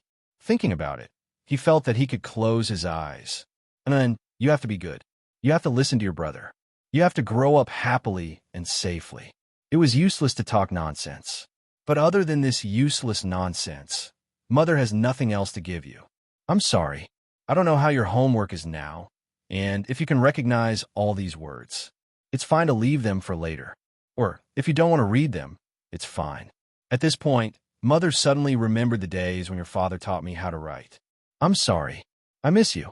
The 14th year of Yontai, the first day of the winter, Song Rui. When he received a letter from Wangjiang City, Jiang Wang was in a state of extreme anxiety. Moreover, the letter was addressed to him. Since it was a letter from concubine Song, he didn't overstep his boundaries. Instead, he directly transferred the letter to Jiang and then happily jumped into the study to read the letter. Jiang Wang was thinking about his own problem.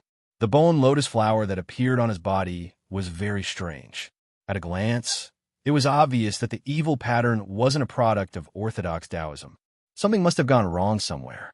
but he had no one to discuss it with. He didn't have an elder who he could completely trust, who would support him at all times, and who was knowledgeable.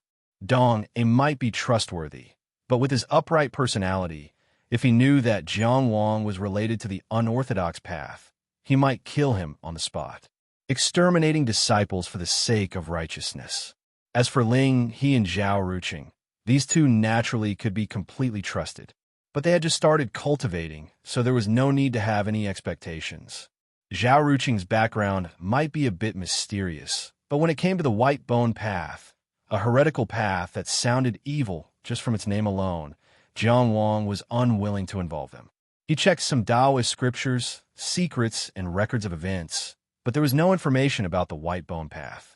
Perhaps it had never appeared in the Zhuang state, or perhaps its information had been erased. The only thing Jiang Wang could confirm was that, in his impression, there was no person or thing related to the White Bone Path. The hidden connection with the lunar star was also because of the great illusionary land and nothing else. Was the secret that the black-veiled woman wanted to know the great illusionary land? What did that woman have to do with the White Bone Path? If she was a member of the White Bone Path, then what was her purpose? If she really came from some orthodox Taoist sect, as she said, then why would she mention the White Bone Path?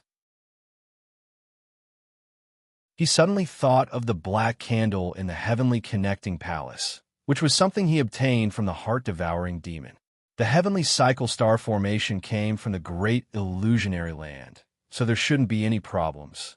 If there was anything special in his body, it would be this black candle. What was its origin? What was the secret? Just as Jiang Wang was thinking, Jiang Anan ran out crying. "What's wrong? What's wrong, Anan?" Jiang Wang squatted down and hugged her. "Where's the faraway place?" Anan raised the letter in her hand, and bean-sized tears rolled down her cheeks. Did my mother go to the heavens like my father? Only then did Jiang Wang realize the seriousness of the problem. He carried Anan and coaxed her. It's okay. Don't cry, Anan. I'm here. I'm here with you." As he coaxed Jiang Anan, he took the letter and quickly read it. The letter was very thin, but it seemed to have suddenly become very heavy. This letter had been sent through the normal route. Judging from the time that Wangjiang City and Maplewood City had exchanged letters, the matter was definitely irreversible. Jiang Wang didn't have deep feelings for Aunt Song, but firstly, she was his father's wife, and secondly, she was Anan's mother. She had an irreplaceable meaning to Jiang Anan and was a very important part of her life. And now, she was gone forever. Although Jiang Anan was still young, children didn't know nothing. Jiang Wang himself had been at that age, so he understood the sensitivity and fragility of children. He understood how upset the little girl was. Usually, when Anan fell, Jiang Wang's heart would ache. Not to mention, looking at her eyes that were already swollen from crying, his heart was about to break. "Anan, be good, don't cry. You have me. Though my mother, Anan, I will definitely give you an explanation." Jiang Wang hugged her little head and said gently and firmly, no matter who was involved, no matter the reason.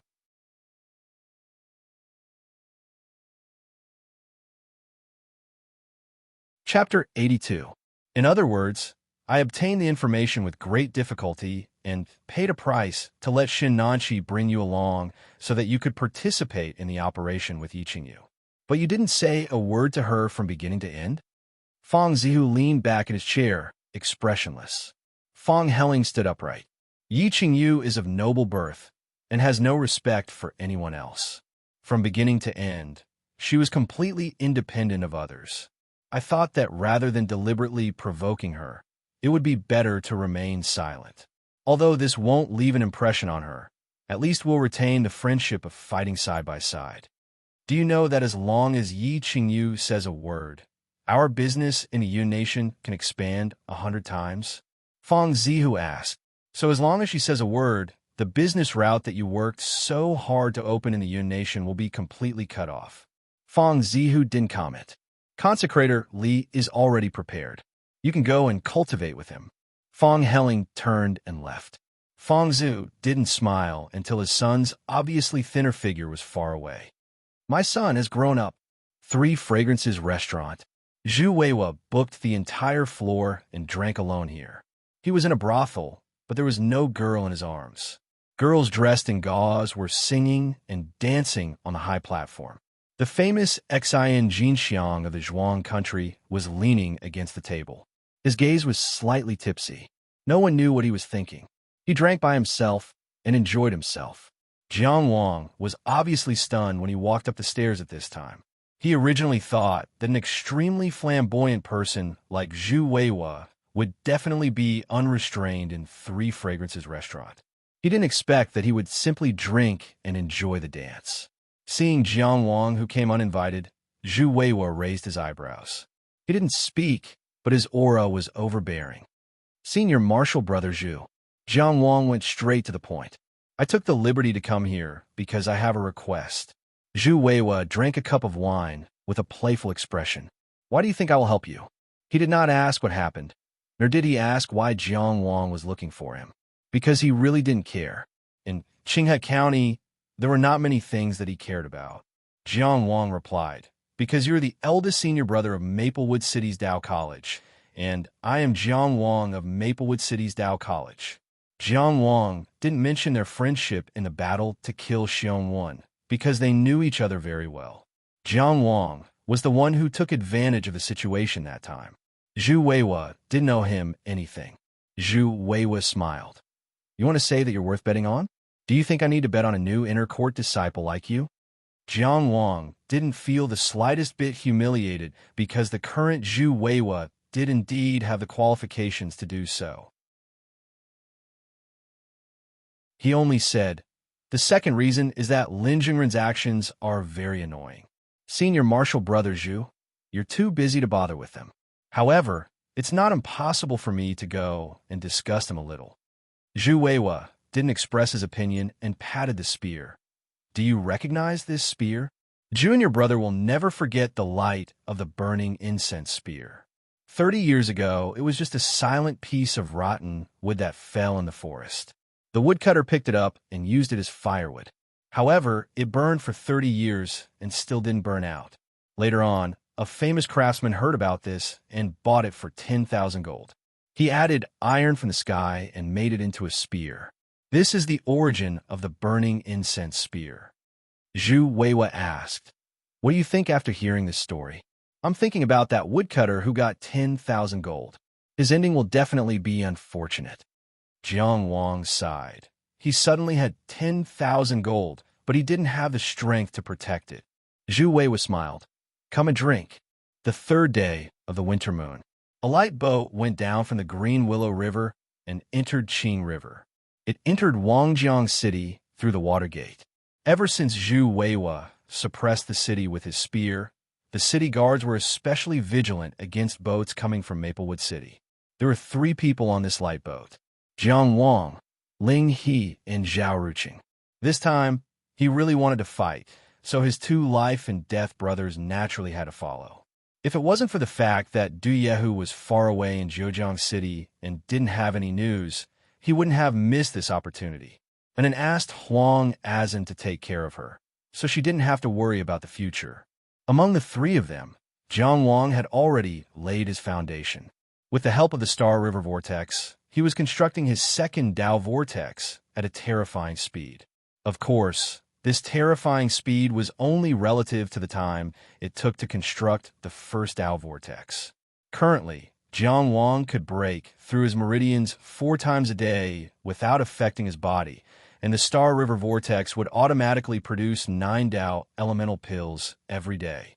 With this speed, he wouldn't need more than a month to construct his second Dao Vortex. Other than Zhao Ruqing, who was still in the opening stage, Ling had also successfully laid his foundation.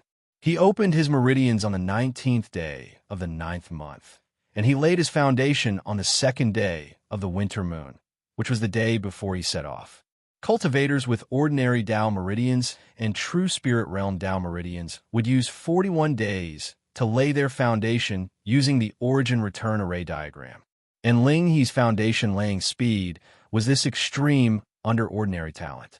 This meant that he didn't slack off for a single day in his cultivation, and he didn't fail even once in his Tao elemental shift. This kind of terrifyingly solid foundation was reflected in his combat strength. Although he had just laid his foundation, he was already not inferior to ordinary foundation-laying cultivators. The three brothers entered the city and went straight to the small courtyard where Lin Jingluan and Song Rui lived. It wasn't difficult to find information about this place. Of course, as Jiang Wang had expected, the courtyard was empty. There wasn't a single person in sight. Song Rui's death was classified as suicide in the records of Wangjiang City's government. However, there was no record of the dowry she had brought and the reason for her suicide. As a disciple of the Tao Academy, Jiang Wang could check this information. Ling He and Jiang Wang asked their neighbors about Song Rui and Lin Jingluan's relationship, but these people kept their mouths shut. This actually explained the problem. Although there was something fishy about this matter, the Lin family was the #1 family in Wangjiang City. If no one pursued this matter would be left as it was. However, there was no such thing as an airtight wall in the world.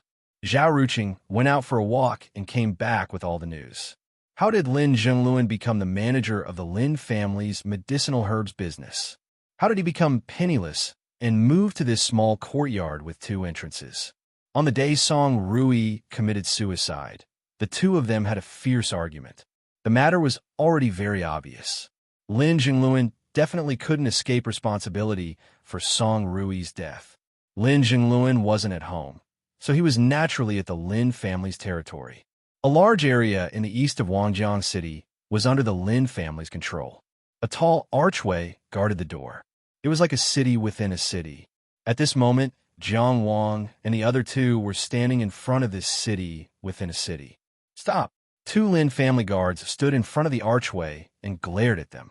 I'm looking for Lin Jingluan, Jiang Wang said. He's not here. Is that so? Then I'll go in and look for him. The guard was furious. Is the Lin family's territory a place where you can enter just because you want to? Zhao Ruqing sneered. My legs are on my body. Is it something you can stop just because you want to? Both sides were ready to fight at any moment. Jiang Wang, think carefully.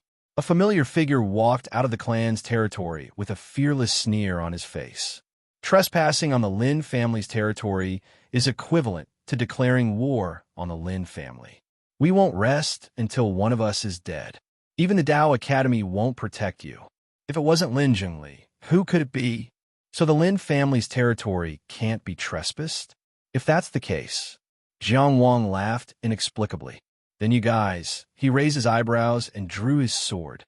The resplendent sword light that shot out streaked past him, leaving an extremely thin and deep crack in the ground. No one is allowed to go out. The #1 family in Wangjiang City, the Lin family. Someone slashed the door.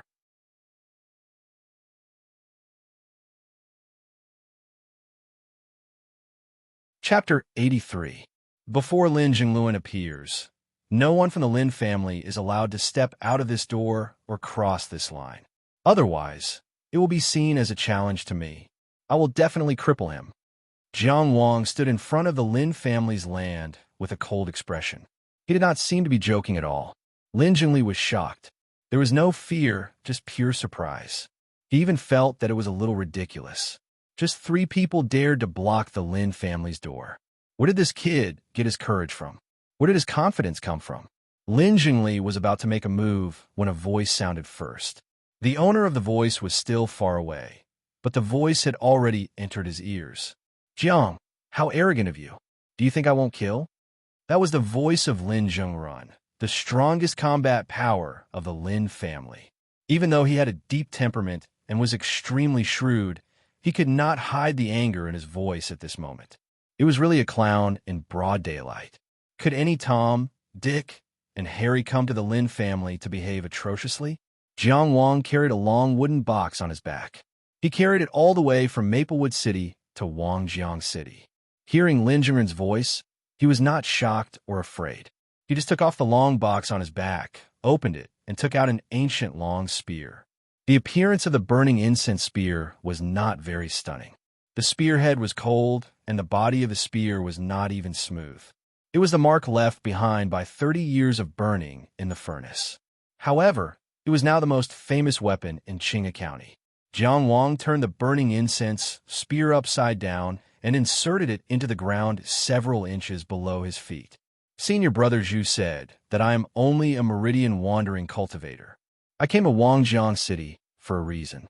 Any meridian wandering cultivator in Wangjiang City can come out and fight with me. Even if he kills me, he doesn't care. But if any meridian wandering cultivator and above attacks, he will suppress you, no matter who the attacker is. After entering the National Academy, he will target you, Lin Zhengren. Every time he sees you, he will hit you once. Jiang Wang's words were full of Dao energy, and his voice shook the Lin family's land.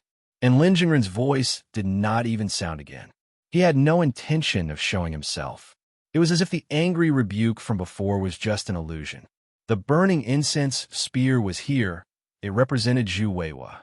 Before he suppressed Wangjiang City with his spear, Zhu Weiwa definitely didn't have such deterrence.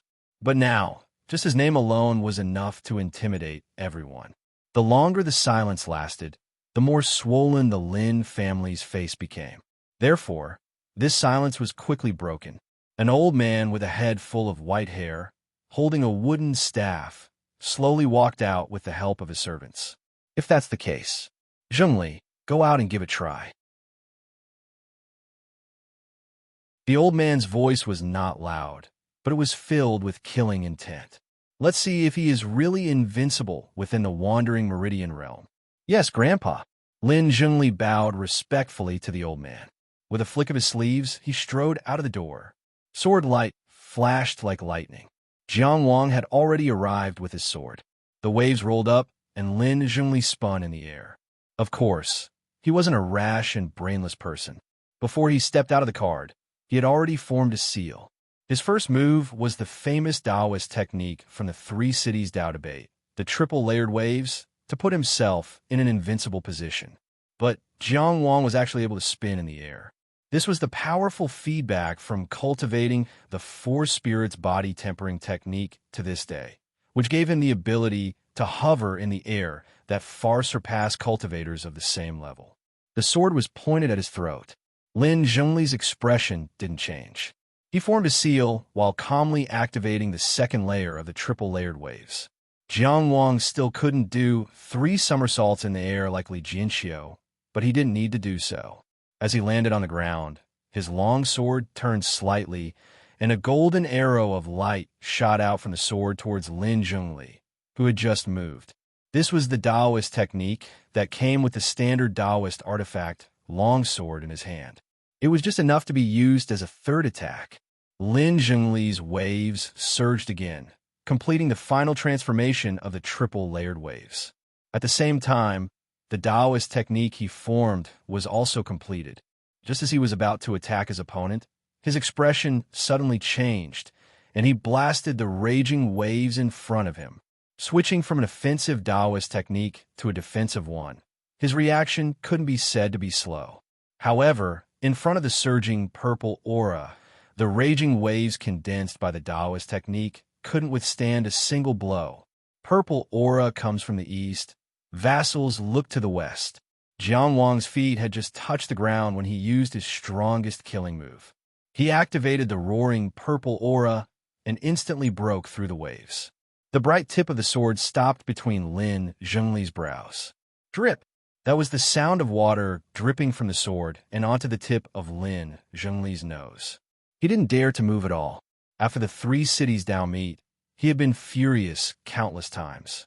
He was furious that Jiang Wang had taken advantage of him and snatched the title of the first-year student that should have belonged to him. He was also furious at his own carelessness. If not for his carelessness, how could he have lost to that mountain barbarian? He wouldn't even be injured. But what was done could not be undone, and the matter was settled.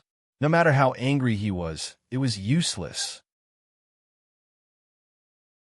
Fortunately, Jiang Wang had come to Wangjiang City, giving him a chance to prove himself. In fact, he had received the news the moment Jiang Wang and the other two entered Wangjiang City. The widow that Lin Zhenglun married had indeed committed suicide. Of course, it wasn't completely unrelated to him. He traced the letter that the woman sent before she died and realized that it was sent to Jiang Wang. Only then did he understand the relationship between Jiang Wang and the widow. Every disciple of the Tao Academy was the future pillar of the Zhuang country.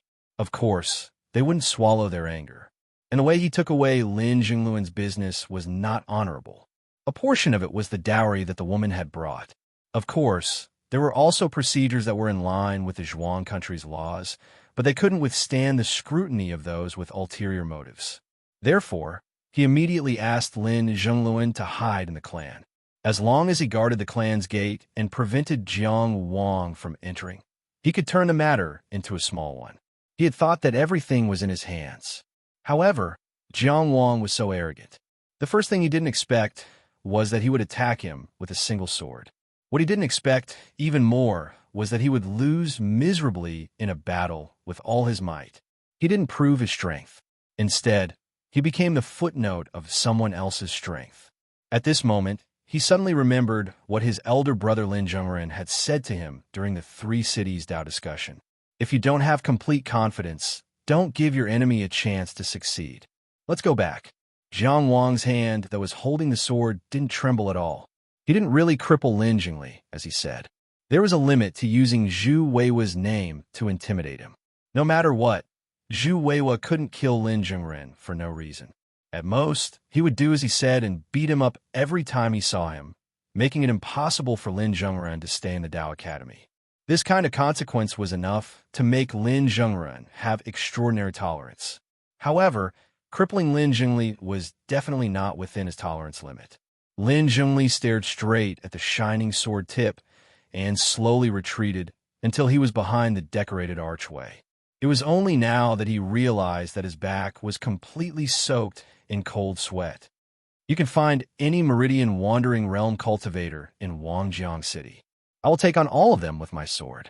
If I unfortunately die in battle, I only have myself to blame. The two life-and-death brothers who accompanied me today will collect my corpse. Jiang Wang stood with his sword hanging by his side. He looked at old Master Lin and said, "And I only have one very reasonable request. My sister's birth mother died in Wangjiang City. I need someone to take responsibility. She committed suicide."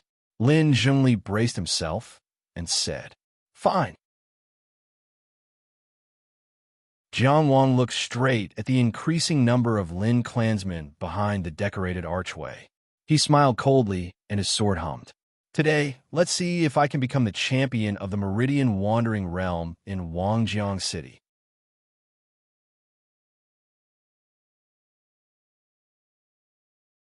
Chapter 84. Pass down the order. Invite all the Meridian Realm experts in Wangjiang City. Anyone who can kill this bastard will be rewarded with 2 Tao Essence Stones. A middle-aged man stepped out of the crowd and shouted angrily. This person was the father of Lin Zhongren and Lin Zhongli, Lin Duanqing. He naturally had a high status in the Lin family. However, the fact that the position of the next patriarch of the Lin family had been passed over to Lin Zhongli was enough to show that he was too weak. Therefore, when he took out 2 Tao Essence Stones and invited all the Meridian Realm experts in the city, everyone first looked at old Master Lin. There was no other reason. He did not have such authority. "Enough," old Master Lin said indifferently. "Bring Lin Zhongluan here." "Father, you're muddle-headed," Lin Duanqing said anxiously. Lin Zhongluan is not worth mentioning, but he represents the face of the Lin family. How can we hand him over to an outsider? Not to mention other things, just the way this person spoke was not up to standard. To contradict old Master Lin in public and call him muddle-headed was to say that he had no sense of propriety, and to say that he was challenging the authority of the patriarch. Moreover, Lin Jingluan was not worth mentioning. Was this something that was suitable to be announced in public? He was not afraid of chilling the hearts of the people. Old Master Lin knocked his wooden staff on the ground and raised his voice. "Do you have to make this matter known to the entire city so that the Lin family won't lose face?" Lin Duanqing was shocked and shut his mouth. After all, he did not know anything about cultivation. Lin Zhongli could represent Wangjiang City's Tao Academy in the Three Cities Tao debate. Naturally, He was one of the top figures in the Meridian realm in the academy. Perhaps there were one or two people in the city guard who were stronger than him, but there was a limit. Moreover, wouldn't the Lin family lose face if they asked the city guard cultivators to take action? It was right to resolve this matter as soon as possible. Not long after, Lin Jingluan was brought to the archway. Looking at this man with messy hair, haggard appearance, and a walking corpse, Jiang Wang could not imagine how Aunt Song had taken a liking to him. Lin Jingluan is here. Old Master Lin looked at Jiang Wang with his slightly muddy eyes and said indifferently, "What explanation do you want?" "Now I'll ask, you answer." Jiang Wang approached Lin Jingluan and stared into his blank eyes. "How did my sister's mother, Song Rui, die?" Lin Jingli said from the side. "She jumped into the well to commit suicide. Did I not make myself clear enough?" Old Master Lin glanced at him indifferently, and he shut his mouth. Lin Jingluan had been in a muddle-headed state until he heard Song Rui's name. His eyes slowly recovered a little. He raised his eyes and looked at Jiang Wang. Then, he looked around and turned back to stare at Jiang Wang. "What did you just say?" His voice trembled. "You are Rui's stepson who is cultivating in the Tao Academy? Jiang, Ainan's brother?" "Good, good." He became excited and even a little crazy. "You dare to block the Lin family's door. You're promising." Jiang Wang repeated coldly. "Let me ask you, how did Song Rui die?" However, Lin Jingluan seemed to be completely unaware of his impatience and detest. Or perhaps it could be said that Lin Jingluan had long since become incapable of feeling the opinions of others. He lived until he only had his own emotions left. He opened his hands and suddenly burst into tears. "What's the use of me amassing wealth?" Lin Jingluan knelt on the ground and covered his face as he wailed. "I regret not stepping onto the path of cultivation. Once the mountain collapses, the road becomes a dead end." Jiang Wang did not have the slightest bit of patience for this person. Therefore, he slowly turned his sword and pointed at Lin Jingluan. "I'll ask you one last time. How did Song Rui die?" "Rui." Lin Jingluan stopped wailing and raised his head. His face was covered in tears. "It was me I caused her death. It was me who caused her to commit suicide." "No."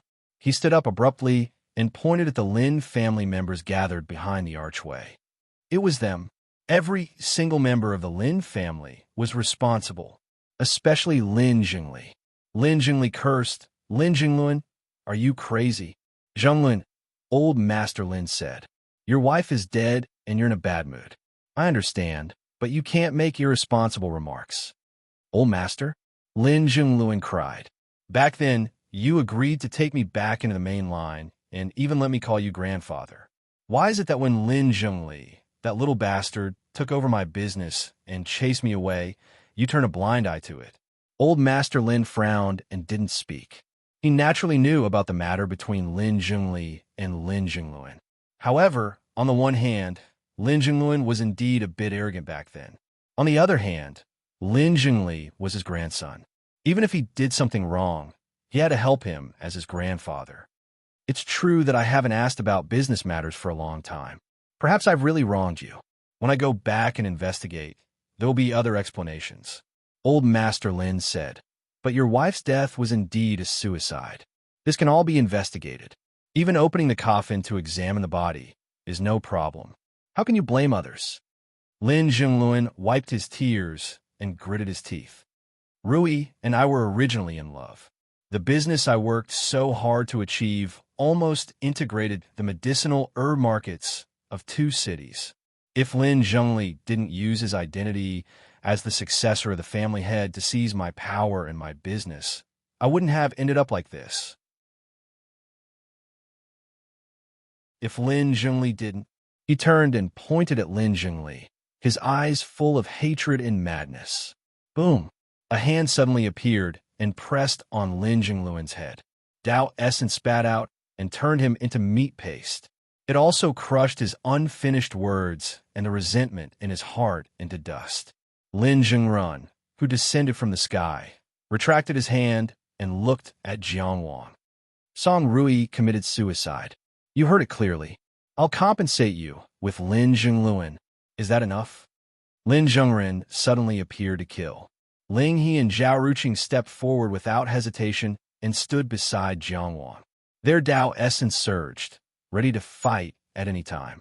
A living person was turned into meat paste in front of them, especially when he was still angrily speaking just a moment ago. This kind of deterrence would probably shut many people up. However, Jiang Wang's expression didn't change. He really didn't have any other requests. Song Rui committed suicide. At most, Lin Jingluan didn't treat her well after marriage. This wasn't a big crime in the Zhuang clan. There might be some other disputes, but Lin Jingluan was already dead. According to Jiang Wang's identity as a disciple of the Dao Academy, this was the most he could do. The Lin clan killing Lin Jingluan as an explanation was justifiable. If it were someone else, there wouldn't be any explanation. Jiang Wang said, "Return Song Rui's dowry and medicinal herb business in Phoenix Creek Town to me.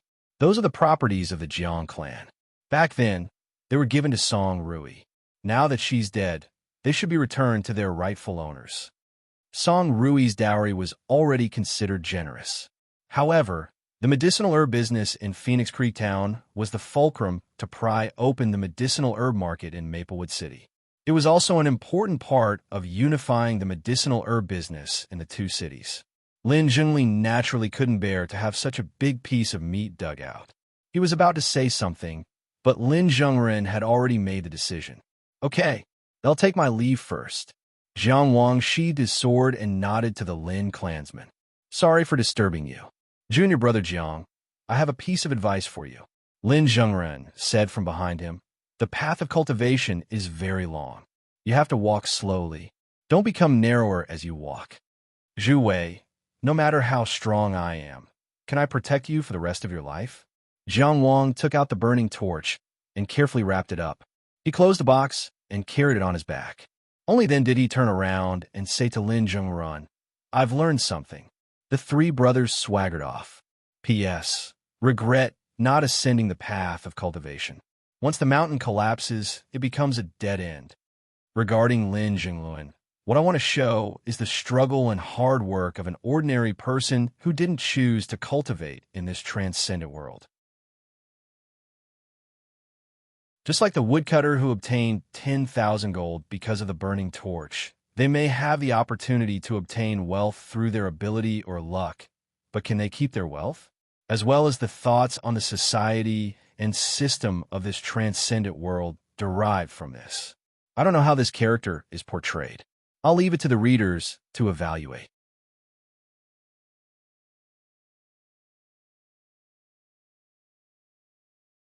Chapter 85. After a long time, the Lin clansmen near the archway kept quiet out of fear. No one made a sound, and no one moved. The atmosphere was terrifyingly gloomy. "Are we just going to let him go?" Lin Jingli asked. "Are we just going to let a ninth-stage wandering pulse guy throw his weight around in the Lin family?" "Everyone," Lin Zhengren turned around and said calmly, "disperse." Everyone left. Even Lin Duanxing, Lin Jingren's father, didn't hesitate. This was enough to show Lin Jingren's prestige in the clan. Old Master Lin glanced at Lin Jingli and said, "Jingli, come, help me back to my room." Lin Jingli squeezed out a smile. "Grandfather, let the servants help you back. I still have some things to discuss with my brother." Old Master Lin wanted to say something, but hesitated. In the end, he shook his head and left with the help of the servants. Soon, the people near the memorial archway had all left. Only a few withered winter leaves were still spinning in the wind. "Brother," Lin Jingli was furious. "Are we just going to let it go?" Lin Zhengren glanced at him. "What else? Are you going to chase after him and kill him? It's not like our Lin family doesn't have heavenly cycle realm experts. That's our Lin family's, not yours. I'm not doing this for myself. I'm just doing this for our Lin family's reputation." "For our Lin family?" Lin Zhengren looked at him coldly. "Do you think I don't know what you've done? You stole Lin Jingluan's stall, but you didn't manage it well. Grandfather asked you to invite him back, but you humiliated him and even took the opportunity to take advantage of him. Are you so desperate for women that you can't control your crotch? I just wanted him to know his place and understand what he is." Lin Zhengli said anxiously, "Is there any use in holding someone like him up? Look at him today. Even Grandpa tried to talk to him. What kind of attitude was that? Didn't he just bite me? Is he well fed? Even if our Lin family's business is ruined, we can't use him. Lin Zhengren pointed at Lin Zhengli and didn't say anything. Brother, listen to me. Send someone to kill them halfway. Lin Zhengli said, if Jiang Wang doesn't die, where will our Lin family put its face? Pa! Lin Zhengren slapped Lin Zhengli with a backhand, causing him to fall to the ground. The Lin clan's reputation is not important. Lin Zhengren's face is more important. Lin Zhengren pointed at Lin Zhengli, who was glaring at him on the ground. But because of you, I lost face. Lin Zhengli laid on the ground. At first, he didn't dare to believe it. Then he became angry. He almost jumped up. You can't beat Zhu Wei. Could be that you blame me? Sure. Tie me up and bring me to Maplewood City, apologize to Zhu Wei, and have that Jiang guy kill me. I won't embarrass you. He rushed in front of Lin Zhengren and roared, send me there. I'm warning you. Lin Zhengren grabbed him by the neck and lifted him up. I will only warn you this once, my dear brother. He looked at Lin Zhengli's face, which was gradually turning red because of breathing difficulties, and said slowly, you don't have to pretend to be so shallow, short-sighted, and irritable. You don't have to act childish in front of me. Since I gave the Lin family to you, I won't take it back. In your eyes, it's boundless, but in my eyes, it's nothing. You don't have to deliberately hide your strength and worry that I will be afraid of you. He raised his hand and waited until Lin Zhengli began to roll his eyes before he said, do you understand? After speaking, he didn't wait for him to respond and directly let go of his hand, turned around, and left. Only Lin Zhengli was left on the ground, half kneeling and coughing nonstop. When they returned to Maplewood City, it was already late at night. Huang Azin was waiting for them at the city gate, holding the sleeping and in his arms. You're finally back. Huang Azin lowered his voice and said, the little ancestor has been crying all day. My lips are sore, and I can't coax her. She insisted on waiting for you. In the latter half of the night, she was really tired from crying and fell asleep. Jiang Wang carefully took in Un and said to the others, you can go back first. We'll talk about other things tomorrow. Everyone dispersed. Jiang Wang carried Un and returned to his home in Pegasus Alley. He didn't directly enter the house. Instead, he leaped onto the roof, his feet hanging off the eaves, and sat down just like that. The night was as cold as water, and was wrapped in a small cotton-padded jacket and was sleeping soundly in his arms. Her eyes were swollen. Even in her sleep, her little mouth was pursed sadly. A 5-year-old child didn't know nothing. Although their world was relatively simple, the sadness was sometimes purer. Tonight, Jiang Wang didn't cultivate, which was rare. He looked in the direction of Phoenix Creek Town and fell into a daze. Inexplicably, many images appeared in his mind. It wasn't the first time he felt lonely, but at this moment, he truly realized that in this world, only he and Jiang were left. They didn't have a father or a mother, brother, and had woken up at some point. She opened her slightly swollen eyes and looked at Jiang Wang's chin. Did you go to find my mother? Jiang Wang was silent for a moment before saying, do you remember that I told you about the stars? Father is there. Aunt Song also went there. And then sighed softly, as if she was afraid of crushing something. It's so far away. Jiang Wang suddenly had the urge to cry. Yes, it's so far away. Brother, is it possible for you to pick the stars in the future? Jiang and Anne's eyes seemed to overflow with light. Mother said that you might become an immortal in the future. An immortal. Looking at Jiang and Anne's little face, Jiang Wang couldn't bear to tell her. The distance between him and an immortal was even further than the distance between them and the stars. Perhaps she felt that the day she could pick the stars, she would be able to see her parents again. She still didn't know that some parting was really forever. No matter how high they flew, no matter how strong they became, they would never be able to meet again. That forever. In ancient times, when humans raised their heads for the first time and saw the stars, they began to approach them.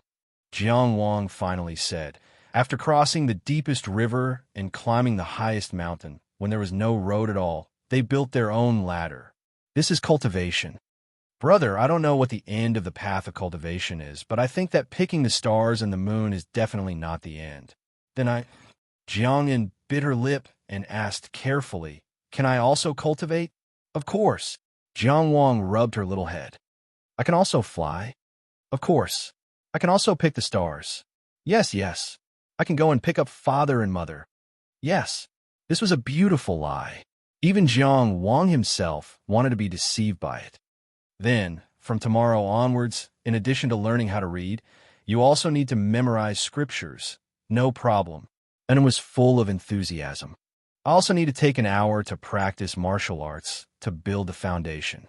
It will be very tiring, and it is not afraid of tiring.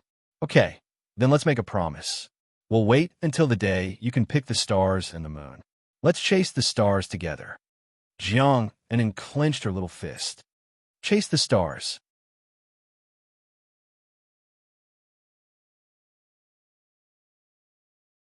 Chapter 86. After the morning exercises, Jiang Wang went out to buy breakfast, as usual. The deep-fried dough pancakes beside Greenwood Avenue and the tofu pudding across from Du Duong were Jiang Ainan's favorites these days. When he opened the courtyard door, he saw an unexpected person. This person had a simple and honest face and a sturdy body. He carried a large bundle on his back. When he saw Jiang Wang, he began to bow. "Mr. Jiang." It was Constable Tang Dun, whom Jiang Wang had met in Tangxi Town. At that time, his simple and honest nature had left a deep impression on him. However, this bow was neither fish nor fowl, and the way he addressed him was also very awkward. Jiang Wang remembered that Tang Dun had been taught by a traveling Confucian disciple when he was young. Perhaps to him, Mr. was the highest form of address to express respect. "Constable Tang, you came to Maplewood City for the Tao Academy's outer sect examination?" Jiang Wang was puzzled. "Isn't it too early to come here now?" The Tao Academy's outer sect examination was held in March every year. It was only winter now, and there was still a year to go. "I'm not a constable anymore. I quit." Tang Dun laughed foolishly. "It's not early anymore. The Tao Academy's examination is so difficult. Don't you have to prepare in advance?" "I've thought about it. This time, I'm going to smash the boat with a broken axe. I must succeed." "Burn the boats?" Yes, yes, yes. That's it. Otherwise, why would I say that Mr. Zhang's realm is high?" Tang Dun happily flattered him. He rubbed his hands and stiffly turned around.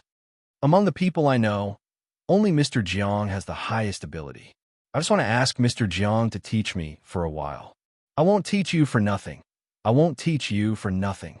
As he spoke, he took out a cloth bundle from his chest and peeled it open. There was a shiny silver ingot inside, about 10 taels of silver. He stared at Jiang Wang with wide eyes.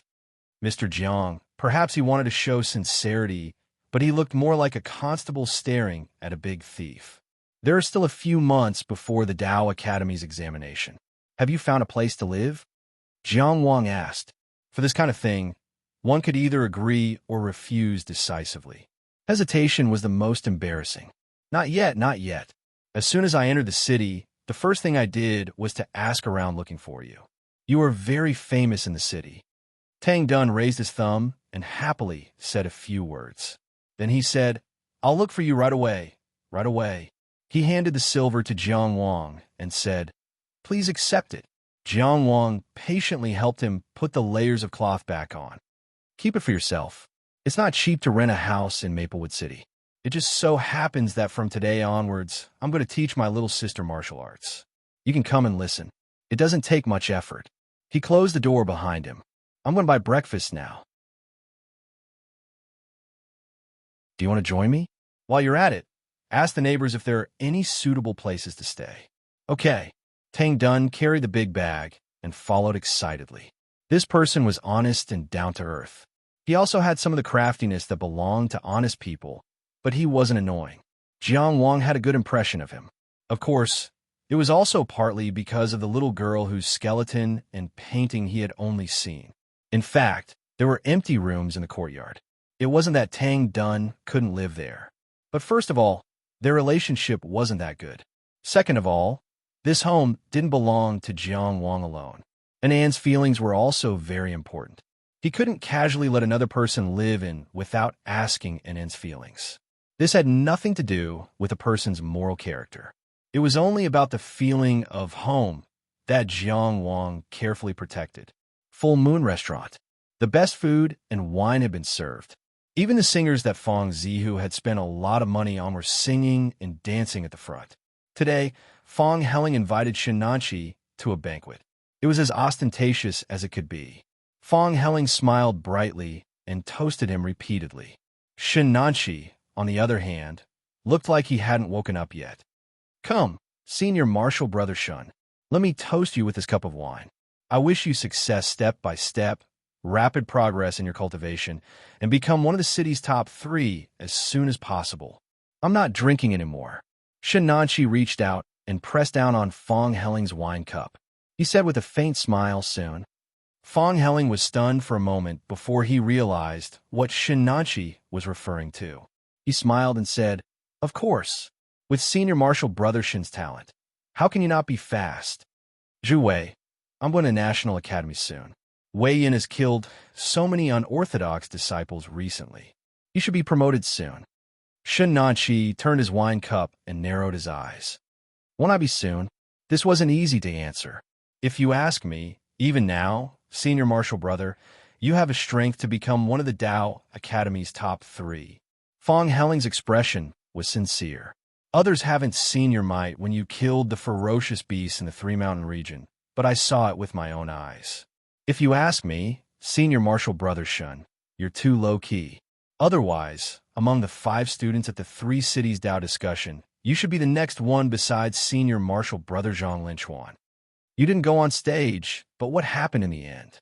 Lin Zhengren didn't even make a move, and the senior martial brother who went on stage was defeated by Fu Baosong. Tell me, what is this?" "Junior martial brother Helling, if you have something to say, just say it." Shen Nanqi smiled and looked at Fong Helling. "If you keep flattering me like this, I won't be able to stand it." "I really don't have anything to ask of you, senior martial brother." Fong Helling sat closer and said seriously, "I'm speaking from the bottom of my heart. I invited you here today purely because I respect you and thank you for taking care of me in the Three Mountain region. I receive benefits at the Three Mountain region. There's nothing to thank me for." Shen Nanqi raised his eyelids slightly. "You're suddenly so attentive, and you don't have anything to ask of me. Could it be that you want to be friends with me? If senior martial brother likes me, then it's my honor." Fong Helling looked pleasantly surprised. "Although I'm not talented, the Fong family is one of the 3 major families in Maplewood City. I have the ability to support senior martial brother Shun's cultivation." Shen Nanqi smiled. "Helling, since you're so direct, I'll be direct too." He leaned back in his chair. "In the past, I definitely wouldn't have bothered to be friends with you." Fong Helling nodded and smiled. "I was indeed ignorant in the past. But now," Shen Nanqi said, "I don't dare to be friends with you." Fong Helling's smile froze. Shen Nanqi asked, "Do you know that you're very much like someone right now?" "Who?" "To be precise, you're just trying your best to imitate some external things." Shen Nanqi stood up and patted his shoulder. Fong Pingjiu finished speaking. He walked out without consulting anyone. "Forget about being friends. You can still find me to make a deal." Back in the outer sect, Shen Nanqi was one of the senior martial brothers who looked favorably on Fong Pingjiu. This was also the reason why the Fong family could get in touch with him. "Take care, senior martial brother Shun." Fong Helling still squeezed out a smile at his back. Thump, thump, thump. The sound of going down the stairs faded away. At some point, the singing and dancing had stopped. The expression on Fong Helling's face slowly disappeared. He suddenly stood up and flipped over the entire table. Some of the shadows that shrouded the top of his head, he thought he'd torn them off long ago. He'd spent countless efforts to tear off layer after layer. In the end, he discovered that it was actually an entire expanse of night. It couldn't be torn off.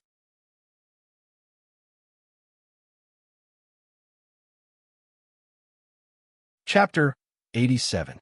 Tri-Mountain City. Sun Xiaoman rushed into her mother's room.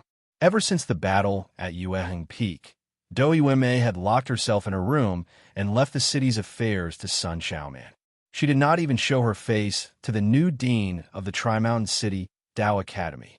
This was the first time she was willing to meet someone. Mother. Sun Xiaoman's heart trembled when she saw Dou Yuemei. That haggard and tired. Was that still her mother? Xiaoman. Dou Yuemei looked at her daughter, and her pale face finally regained some color. How's the city? Everything's fine, almost there. Sun Xiaoman did not dare to say that after the battle at Yueheng Peak, many talented academy disciples had transferred to other cities, saying that there was no hope for them here. Although there weren't many people like this, it was still one disaster after another for the three-mountain city that was lacking in talent. That's good. Dou Yuemei did not seem to care much about this answer and asked, How's Xiaoyan? She locked herself in her room and said that she doesn't want to talk to you anymore. Dou Yuemei sighed and said sadly, Looks like she's really angry this time. It's okay. She'll forget about it after a while. Sun Xiaoman's eyes were tired, but she tried not to let her mother see it. She wasn't good at handling the affairs of the city lord manor, but Sun Xiaoyan couldn't take charge of things, and her mother was so depressed that she was depressed all day. She could only do this reluctantly. To her, she would rather fight hundreds of experts with a sledgehammer than bury her head in the documents. I've thought it through these days. Dou Yuemei pulled herself together and sighed. Tri-Mountain City still has to hold on, and your brother's cultivation cannot be neglected. Most importantly, I can't hold you back anymore. Sun Xiaoman looked up at her.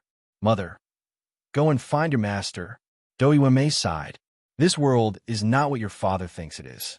Everything he does is meaningless. This is not a world of reason, but of the strong. It was hard to imagine, as a woman who relied on her husband and had absolute confidence in him. How desperate must she be to say something like this? How could she deny her husband's efforts? Sun Xiaoman felt that what her mother said was not right, but she did not know how to refute it. Your master is very strong, but I still insisted on keeping you by my side because I was confident that one day I wouldn't lose to him. If you live with me, it won't affect your cultivation. Dou Yuemei was a little depressed. Now, mother will never be able to surpass him. At that time, Dou Yuemei was sitting in front of her usual mirror with her back facing the mirror. The sunlight shone through the window and onto her haggard face, making her look even paler. Sun Xiaoman sat cross-legged on the ground, swinging the small silver hammer on her wrist. Using her hand as a pillow, she leaned her head on her mother's knee. Dou Yuemei stroked her hair and continued, Pure martial cultivation has yet to carve out a complete path for you. Therefore, the path of a martial artist was very difficult to walk. Your master is just one of the explorers. Most of the time, you can only rely on yourself. You have to think more. Sun Xiaoman's voice was soft. You are talented. Before the 12th level, it will be a piece of cake for you. Therefore, I won't talk about your cultivation before the intermansion stage. Dou Yuemei took out a small booklet. It was only a few pages thin. This is my experience in exploring the seeds of God's art. Take it. Different paths lead to the same destination. Mastering one will lead to the next. Maybe it will help you. Seeing that Sun Xiaoman had accepted it, she sighed. Reaching the 33 levels of God's art is just a dream. No one has ever achieved it. I really don't know where my daughter will go next. Sun Xiaoman raised one of her hands and swung the small silver hammer to the highest point. Dou Yuemei smiled and scratched her daughter's nose. Go, go. Sun Xiaoman stood up and stepped barefoot on the ground. Mother, I'll go now. Dou Yuemei smiled with tears in her eyes. Go. Sun Xiaoman suddenly smiled slyly. Before I leave, I'll help you teach Sun Xiaoyan a lesson. Dou Yuemei opened her mouth to stop her, but she quickly said, Mother, listen to me. Beating your child is good for your body. Don't be reluctant. Father has already left.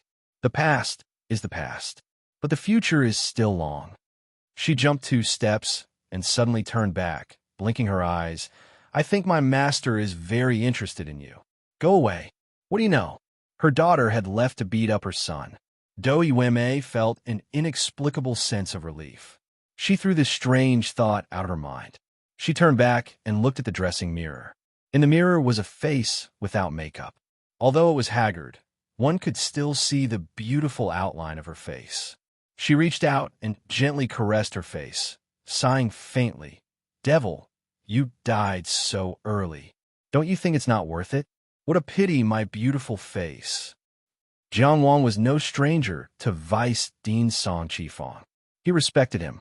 Dong had been demoted to Maplewood City only a few years ago. Before that, Song Chi-fong had always been in charge of Maplewood City's Tao Academy. Of course, limited by his own strength and vision, Maplewood City's Tao Academy had always been weak under his control. Now that Dong was in charge of the main academy, Song Chi-fong was the vice dean. Apart from teaching, he focused on alchemy and deduction. There was a clear division of labor, and everyone had their own uses. As he was not a competitive person and was amiable, he had always been respected by the disciples. However, Jiang Wang could not understand why Song Chi-fong suddenly looked for him. Dean Song. Jiang Wang walked into the alchemy room and bowed respectfully. "Is there something you need from me?" The white-haired Song Chi-fong turned back from the furnace and looked at Jiang Wang with a kind smile. "Jiang Wang, how's your cultivation recently? Are there any problems?" "Thank you for your concern, Dean Song." Jiang Wang was flattered. "The instructors are very responsible, and my cultivation is still very shallow. The problems are very elementary. Sometimes the senior brothers will help me solve them. There are no special problems for the time being." Song Chi-fong nodded in satisfaction. "You are one of the most outstanding disciples in the Tao Academy. I have faith in you. There are many experts in the Tao Academy. I don't dare to accept your praise. I've heard about what happened in Wangjiang City." Song Chi-fong turned to look at the fire in the furnace before continuing. "Your performance was very outstanding. However, there are some things that you have to pay attention to. We are separated from Wangjiang City. There's really no need to be so stiff." Regardless of what had happened, regardless of whether it was right or wrong, the act of accusing him made Jiang Wang unhappy. However, his expression did not change. He only said, "Dean Song, you are right. Of course, when it comes to family matters, it's understandable for young people to be impulsive." Song Chi-fong smiled and fanned the fire. He said casually, "I heard that you have an extraordinary sword technique that shone brightly in Tri-Mountain City and Wangjiang City. I did obtain a sword technique by chance." Jiang Wang frowned and said, "However, this sword technique is not as miraculous as what others have said. You're not arrogant." "Very good." Song Chi-fong paused for a moment before turning around. He looked into Jiang Wang's eyes and said, "I wonder if you're willing to contribute this Tao technique to the Tao Academy? It can also allow the other disciples of the Tao Academy to improve.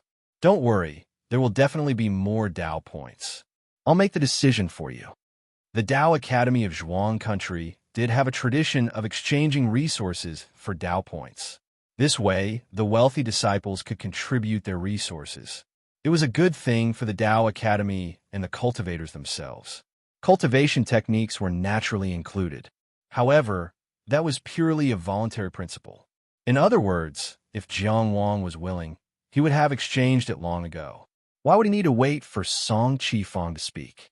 He was willing to share it with Zhao Ruqing, Ling He, and Du Yehu. However, this did not mean that Jiang Wang loved the world and cared about the common people. That was not love. It was stupidity. Therefore, Jiang Wang asked directly, "Is this Dean Dong's intention?" Song Chi-fong's expression darkened slightly. "I think my words carry some weight in the Maplewood City Tao Academy. Even Dean Dong wouldn't disrespect my opinion." No wonder the Maplewood City Tao Academy was so mediocre in his hands in the past. It was filled with a stale smell. Jiang Wang thought to himself and bowed. In that case, forgive Jiang Wang for being unwilling. After bowing, he turned around and left. His sword hung by his waist. At that moment, he had a sword-like sharpness. You're tuning into the Warrior Lore YouTube channel. Don't forget to subscribe and join us on this journey to catch the most captivating stories.